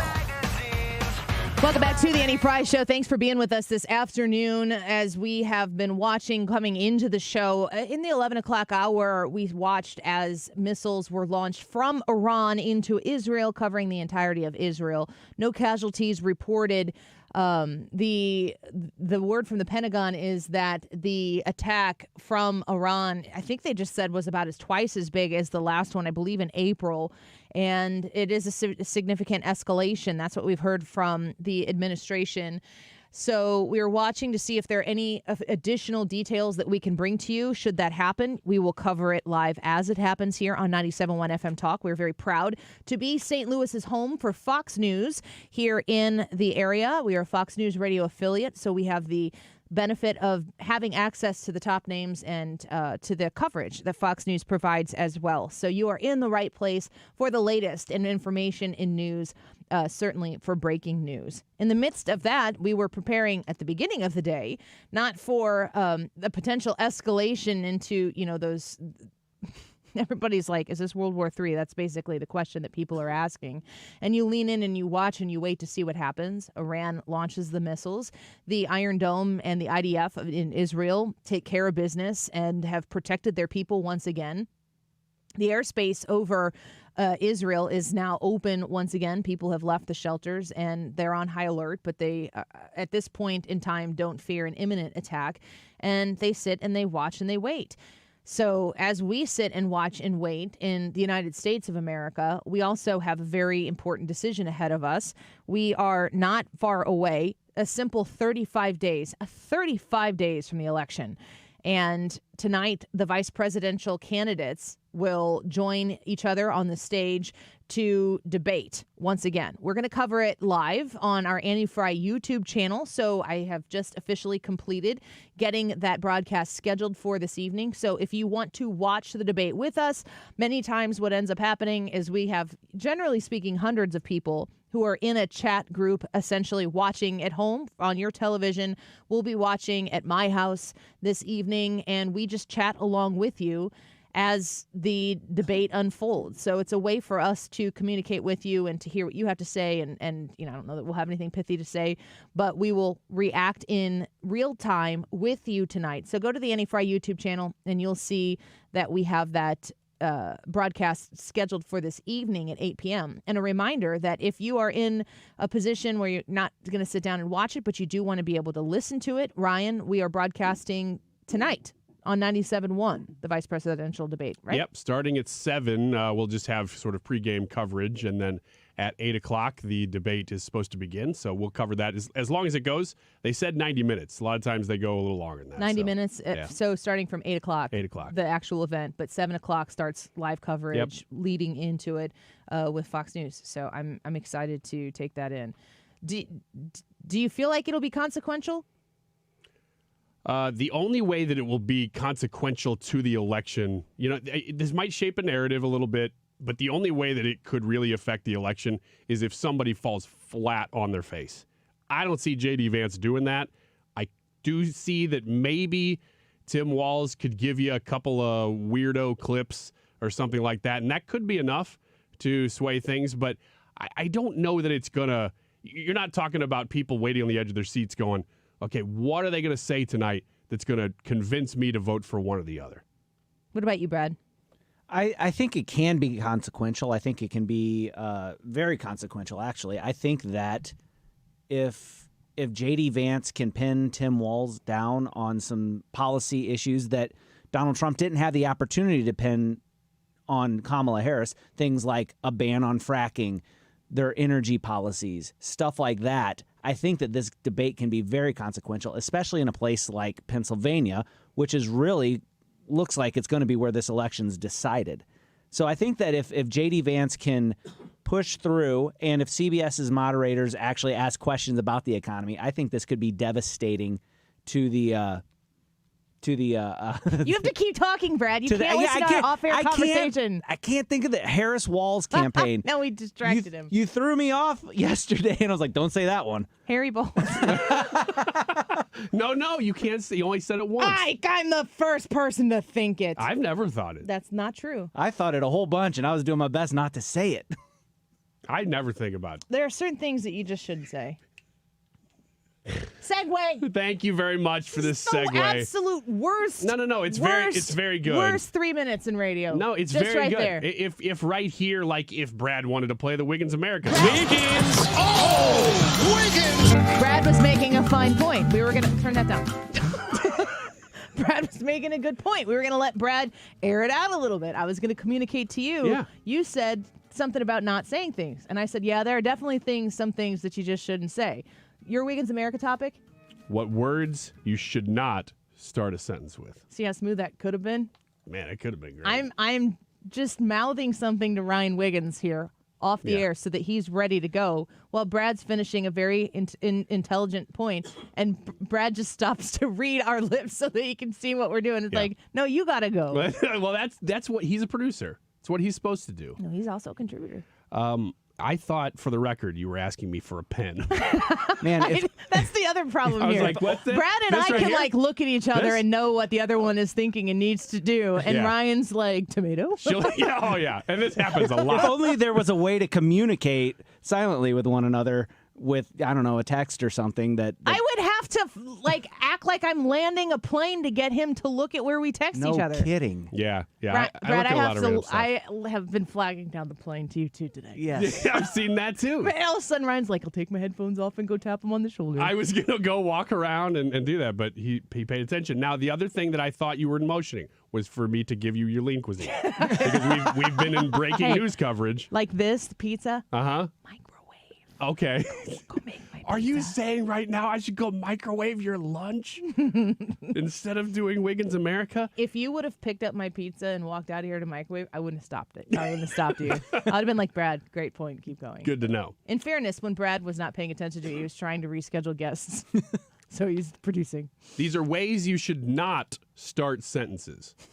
And I was thinking, what a great example we just with this provided. And with the VP debate tonight. These are ways that you probably will not hear these professional communicators starting sentences. The first one is, with all due respect.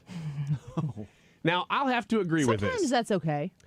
I would say that the first 10 times it was said in history, I would think, wow, somebody is getting ready to disagree with me, but is also telling me they respect me.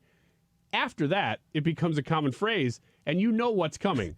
I don't actually respect you. With all due respect is always followed by some sort of criticism. Yes. Or negative comment. Yes. But if you're talking to somebody that you have to say the thing, you can say with all due respect, but you have to say it in a way that communicates, I know that this is a colloquialism, but I really mean this. I do respect you, but I need you to know, fill in the blank here. Which means essentially you're changing the phrase. So don't use the phrase. You say, I respect your opinion. I respect where you're coming from. Something like that does communicate that. But with all due respect is starting, well, with all due respect. So you're saying it can only be delivered sarcastically? I'm not sure that it can be received any way positively. And that's what the article is saying too. This common phrase is at the top of the list, things you should not say if you want to get a positive reaction. Next one, you always. That is a terrible way to start a sentence. You always. Probably. Because it's not only factually incorrect, people are not automatons, but it will immediately put the other person on the defensive. I'd have to agree with that. What if they put you on the defensive first? You always do this. It's my job. To be honest, and that's the next one. I don't like that one. I use this one too often. My kid, it's a TBH. It's like, to be honest, I'm really hungry right now. And I'm like, in what situation do you lie about that? That's what I always say to my kids. I'm like, what is the alternative to being honest? I hate it. I call that one out all the time. It drives me crazy because the criticisms against that phrase are totally valid. Like what you just said. What are you telling me the rest of the time if you're just being honest with me now? I understand that. But whenever I use it, I'm just saying, look, let me peel back the layers and get to the point. So that's when you kind of use what it, I'm it's saying. right. No. I'm not saying it's right. I'm saying that's my intention when I use it. You always do that. You already said that one. No offense. That's the next one. Yeah. No offense. You're probably going to say something that is going to offend the person. Yeah. Am I wrong? No. I've never heard that used in a non-sarcastic format where the person didn't immediately say something offensive. Here's one that I think you could say no offense intended. Yeah. Just because somebody has something to say that might offend someone doesn't mean they shouldn't say it. Correct. But I think the theme You're with saying a lot just of let these, it fly? A lot of the themes here are that when you use this phrase, you're immediately putting the other person into kind of a defensive posture. And if you're going to have a discussion, that's not usually the way to go. This one's great. And when it comes up online, I just think it's funny. Well, actually. Yeah, that's spelled with a K. There are memes about this. Mm-hmm. There's one that's just a picture of a guy's neck, and you can just see his lips down to his neck, and he's got some nasty beard. I kind of do right now. It's a beard. It's a beard, and the phrase is just well, actually. It is so perfect in so many moments online. They're nominating well, actually, as one of the most annoying phrases in the English language. Put it on your list of words you can't start a sentence with and stick to it, because the sentence opener turns you into a condescending over-explainer in only 2 words. What if the person who was saying something that was really factually wrong and stupid needs to hear that they were stupid? Well, you can still do that, but you say that. You say that right there. Hey, dummy. That's what you should say instead of, well, actually. Hey, dummy. You say, that was dumb. Let me give you the right answer. Instead of, well, actually. I'm going to go with that. But really what you can do is just say, well, actually, and not even actually correct the incorrect details, because usually if that's going to be employed, it's so obvious how dumb the original thing was that you could just say, well, actually, and then all the right people know what you mean. Right. All right, just a couple left here. You should. This phrase and its siblings, if I were you and have you tried, often precede unsolicited advice. If I were you needs to be rephrased to, if it were me. Okay, if it were me. Yeah, I think you can probably get away with that. Because I'm not you. Especially if you're not from like a professional situation, but if you're giving relationship advice or life advice, you don't know what it would be like to be another person. You don't know the things that factor into it. You can say, if it were me in that situation, I absolutely wouldn't go to said event because da-da-da-da-da. But you can qualify that with saying, but I don't have the problem with my uncle the way you do, or whatever it might be. Like, I think that you can say, this is how I would handle the situation, but you have to at the same time acknowledge that I would handle it this particular way because of my perspective. You have a different perspective because you're a different person. This is the one on the list that I disagree with the most, because maybe the phrase itself is one that sounds a little condescending, but it's an attempt to really reach out. The phrase is, I know just how you feel. Now, you might be trying to co-opt the person's emotions and say, well, now I'm making it about me. I get that. But if you're trying to identify with somebody and they're in the midst of something, you go, hey, I get how you feel. I don't think that's a bad thing. Man, that's one of the things whenever I was being trained and taught in counseling, that they say you never say that. I know how you feel. Because you don't. And that would it's actually more harmful to say that because you don't understand the situation that they're in. I don't think that's always true, though. But the way they instructed us to go about it was to ask them more about how they feel. Help me understand how you're feeling right now. Yeah, I think counseling is a little bit different because you're seeking out a conversation for the purpose of professional help. But in an instance, I'm thinking of like the most tragic thing I can think of, the loss of a child. If you talk to someone else who has experienced the loss of a child, if someone were to say, I know how you feel, I lost my child, I would feel a heart-to-heart connection with that person immediately, because the pain that I am experiencing is a pain that cannot be understood without real, true empathy. Yeah. And I think that in an instance like that, where it's like peer-to-peer, person-to-person, not necessarily like in the seeking out of professional help, like Brad would with a pastor, or with a therapist or a psychiatrist or something, that a cancer diagnosis or something like that, what it's like to sit on that side of the desk in a doctor's office to understand what it's like to hear that for the first time. I would want to be around people who were detached from me as the pre-cancer diagnosis person who loved me and will always love me unconditionally. I would want to connect with people who did know what it was like to experience that, because the compassion that people are going to feel for you, the sorrow that people are going to feel for you in that instance, that is all on the other side of being the person who sat there and experienced that moment. That if you were to sit there and with somebody else who had experienced that moment, I think that would be powerful. I think about Night of Rock Stars that we just went to on Friday, and there are all these families that are dealing with children who have special needs, and their families have been so blessed to know these individual kids. They're wonderful, wonderful kids and wonderful, wonderful families. But it's not lost on me that the families who are around other families who are dealing with the details are different, but in many cases, the frequent hospital visits, the trying to, if you've got multiple kids, swap who's staying at the hospital, who's staying at home with the kids, that all of those things, I can know what that's like for a family. I'm very close to a family who has to deal with this, but I don't live that life. That when you get around other people and they would know how you feel, that would be a therapy in and of itself. And you can tell somebody's motivation, too. If they're sitting down to talk with you and they're just trying to make a conversation about themselves and they want to tell you about what's happened to them. Super demeaning. You can tell. If they're trying to connect with you and really empathize with you, you can tell that, too. But, Brad, I mean, your circumstance with counselors, I could very much see people training themselves out of doing that. You go to a counselor and you say something and they're like, oh, I know how you feel, and they start telling you about their situation. Yeah. They don't want your money back. How much is this per hour? Yeah. Are you paying me or am I paying you? Last one is, as I previously stated. It sounds like you're passive-aggressively calling somebody out for not listening. What if they're not listening? I agree with Reader's Digest here, Annie.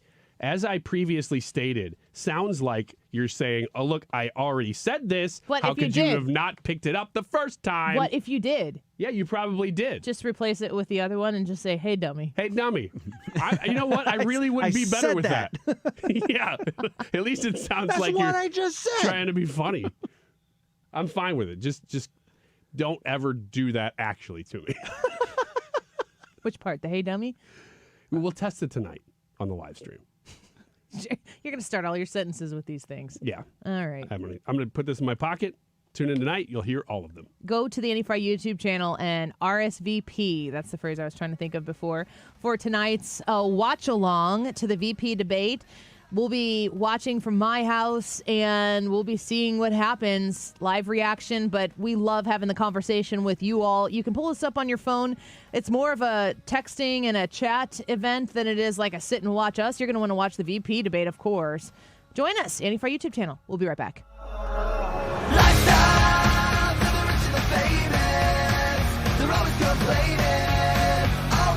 This is the Annie Fry Show. Follow Annie on Twitter @Annie Fry Show. Ruler Foods is there to help you save money every single time you shop, which is why you go to rulerfoods.com right now. You'll find the closest Ruler Foods to you, and you can get on with it. Get on with the savings. Fill that cart up for once instead of having to figure out where your budget is cutting off you getting the goods and services that you need from your local grocery store. Ruler Foods can help you get the things, afford the things, and make sure that you get quality things. They have the name brands you love, but they also carry Kroger brands. At Ruler Foods prices, we have a whole pantry full of Kroger things in my household, and they are wonderful. Right now, you can save on a 3-pound bag of Kroger apples, $2.99 each, 16-ounce strawberries, $2.49 each, and Heritage Farm leg quarters sold in a 10-pound bag, just 69 cents a pound. You can also enjoy one of their 10 for $10 sales, where they have a bunch of different items listed where you get 10 of them, and they are $10 total. It's a great way to save, and it's all at rulerfoods.com. One of the things with running is I want to enjoy the run, but I never made it very far because the arches on my feet just killed me. So when I got to the end of my rope and I said I have to do something to get rid of the pain, and a couple people recommended the Good Feet store to me. I loved how I could go in and get a free personalized arch support fitting. They put that time, that work, that effort into helping you find the right arch supports. And you can walk around this store with these in your shoes and try them out before you purchase them. So after I got my arch supports, the arches on my feet stopped hurting. And the pain instantly, literally instantly went away. So if you have pain, go. Find a Good Feet store and go. There is an answer. Find the simple solution that will get rid of your pain. I'm Rondi, and that's my Good Feet story. See how Good Feet arch supports work for you before you buy with a free fitting and test walk at the Good Feet store. Visit one of our 2 locations, Creve Coeur and Shiloh, Illinois, and at goodfeet.com. Celebrate the spooky season with Zero Res and get 3 rooms of carpet clean starting at $129 and take $75 off your air duct cleaning. Book online at ZeroResSTL.com or call 314-474-2020. You spell it backward or forward, it spells the same. Zero Res. Well, if you pick up the podcast to today's show, you're going to hear live breaking news coverage throughout most of the first hour. And then this hour, we've transitioned to talking a little bit more about the VP debate tonight. That's the subject of the YouTube live chat poll. Which campaign has the most to gain by the VP debate? Is it Trump Vance or is it Harris Walz? You have a few minutes to get in your vote. If you'd like to comment on this, type in Annie Fry on YouTube and you will see today's date come up. That's where you do that. 247, this time check is sponsored by Jerry Kelly Heating and Air Conditioning. It's time for a $98 furnace tune-up. Hey, it's Mark Reardon on a Tuesday afternoon. Missiles raining down in Israel from Iran. We'll have the very latest on that. And our friend Scott Jennings, fresh off keeping people straight on CNN, joins us at 3:25.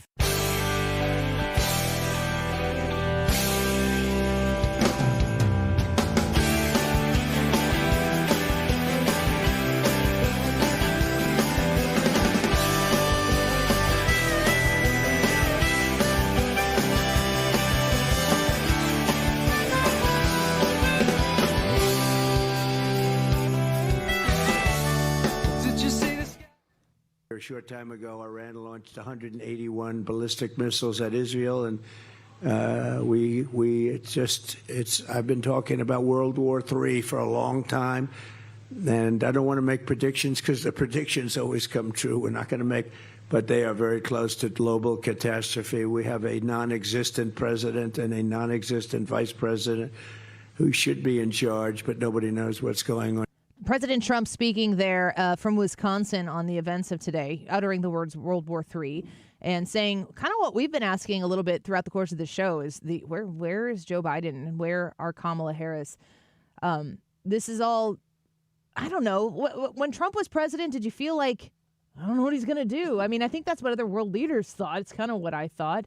But I had significantly more peace of mind and trust that he was handling it than I do about Biden and Harris.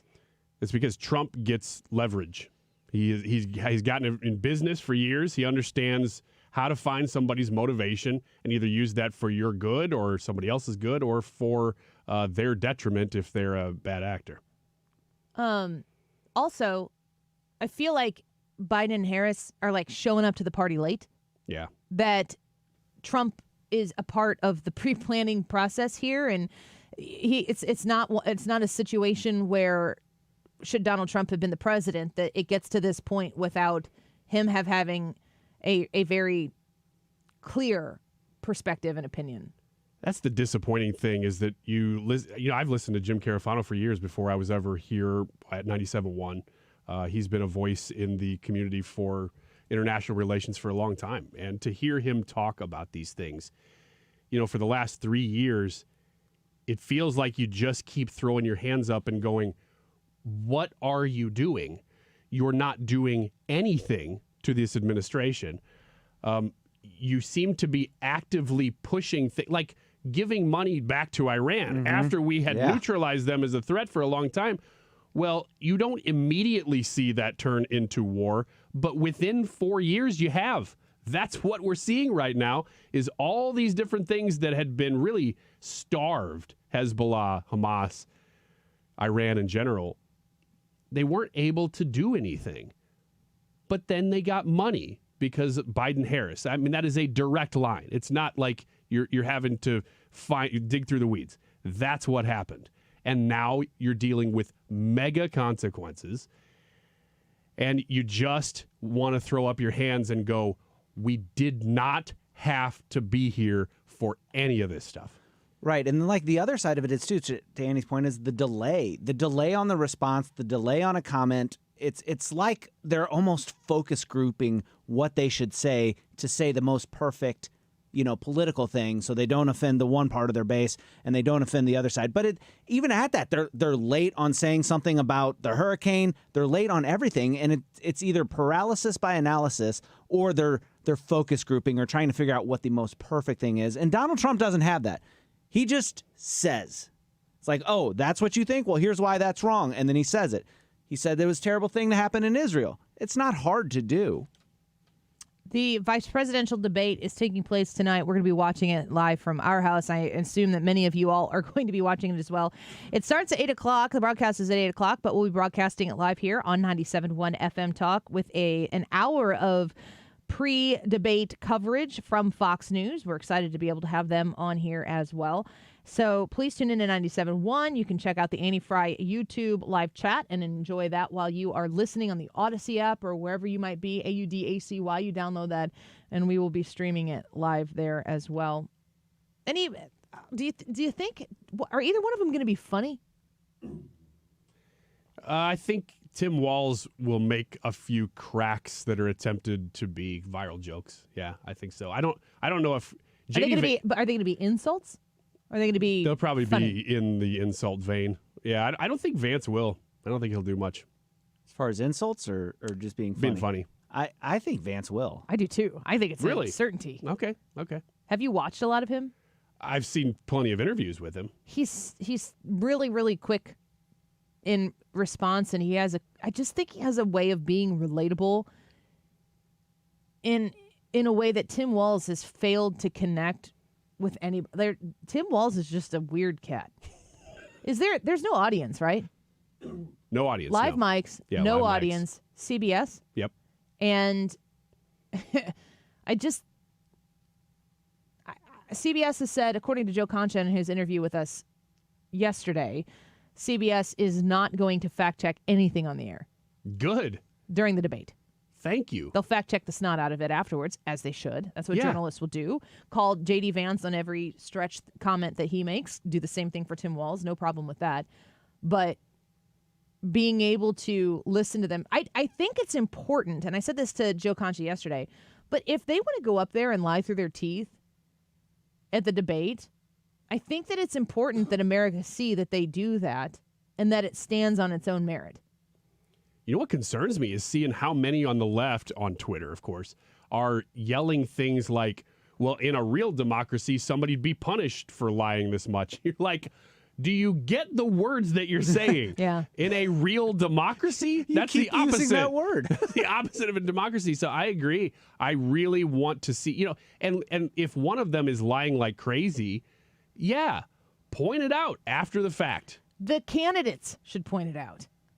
That's their role. That's their job. They should be able to say, no, not that, this, and let me tell you why. And they should be able to make the case. And then afterwards, the journalists should be able to go through and react to what happened. If the president of the United States makes a speech, MSNBC does do that to Donald Trump when he was the president. I was going to say they don't live fact check his speech because that would be outrageous. Well, they certainly don't do it to Joe Biden when he's wandering around and smirking at people and not answering questions and then walking away. And then a reporter yells like a really impactful question. He turns around and he gives the worst possible answer. Like, go to break. But, the candidates, I want to see the candidates go, I'd like to respond to that. And then be able to say in their response to fact check them. I also wish that there would be more substance on the response, not just talking about why the other person said something bad. I wish there was more focus on positive as to like, that's wrong because XYZ, but let me tell you what I'm going to do to solve this. The Trump thing, I think he went astray a little bit in focusing more on bad Kamala instead of good Trump. Mm-hmm. Trump good. Yeah. That's always been Trump. But Kamala didn't either. Neither one of them really painted any sort of vision. They tried to get rid of the sort of preconceived notions about themselves. Kate wants to know if there are going to be bingo cards for tonight. I don't think I have enough content on J.D. Vance and J.D. Vance is the opposite Walz. of that. He deliberately doesn't fall into those. 'Cause he's good at Yeah. it. I mean, you could do it based on like content and subjects and stuff like that. Like, will we talk about China? Will we? I hope so because I think it's what Tim Walz is an expert at. We'll see. You got to be an expert at something. So CCP, Walz. Well, now He's you're like- in my he's like, territory. let me show you my ID card. Wait, what? No. Oh, throw that away. The YouTube live chat poll for today is who has the most to gain tonight from the vice presidential debate with 260 votes. 77% say Trump and Vance. So we'll have to see how that goes. When you go to the Annie Fry YouTube channel, you'll see that we have a live broadcast scheduled for tonight for a little watch along with the vice presidential debate that you can listen to on 97.1 FM Talk. And of course, watch among the various networks that will be carrying it. But hang out with us as well. Brad and Ryan coming over to my house. We're going to have some dinner, and then we're going to watch it all together with you. Stay tuned to 97.1 FM Talk for the latest breaking news. You're in the right place. Mark Reardon, next. From me. I'm not America's sweetheart. Hi, Charles Payne here at one of the exciting Money Show events where I'm presenting the keynote, broadcasting my live TV show, and best of all, giving away free copies of my newest book, Unbreakable Investor. It's a $29.95 value, but if you act now, I'll give you one too. For your free copy of Charles Payne's new book, Unbreakable Investor, text CASH to 505-505 and just cover shipping. Text CASH to 505-505. Text CASH to 505-505. I'm handing you my investing playbook, 348 pages on how I personally invest to target the biggest returns while mitigating risk. It's how I've been with the market so I never break. Guidance so crucial for today's investors that I'm covering the cost of the book and giving you a copy for free. To get your free copy of Charles Payne's new book, Unbreakable Investor, text the word CASH to 505-505 and just cover shipping. Text CASH to 505-505 while supplies last. Text CASH to 505-505 right now. Experience the beauty of custom crafted windows that enhance your home's aesthetics and energy efficiency. Look no further.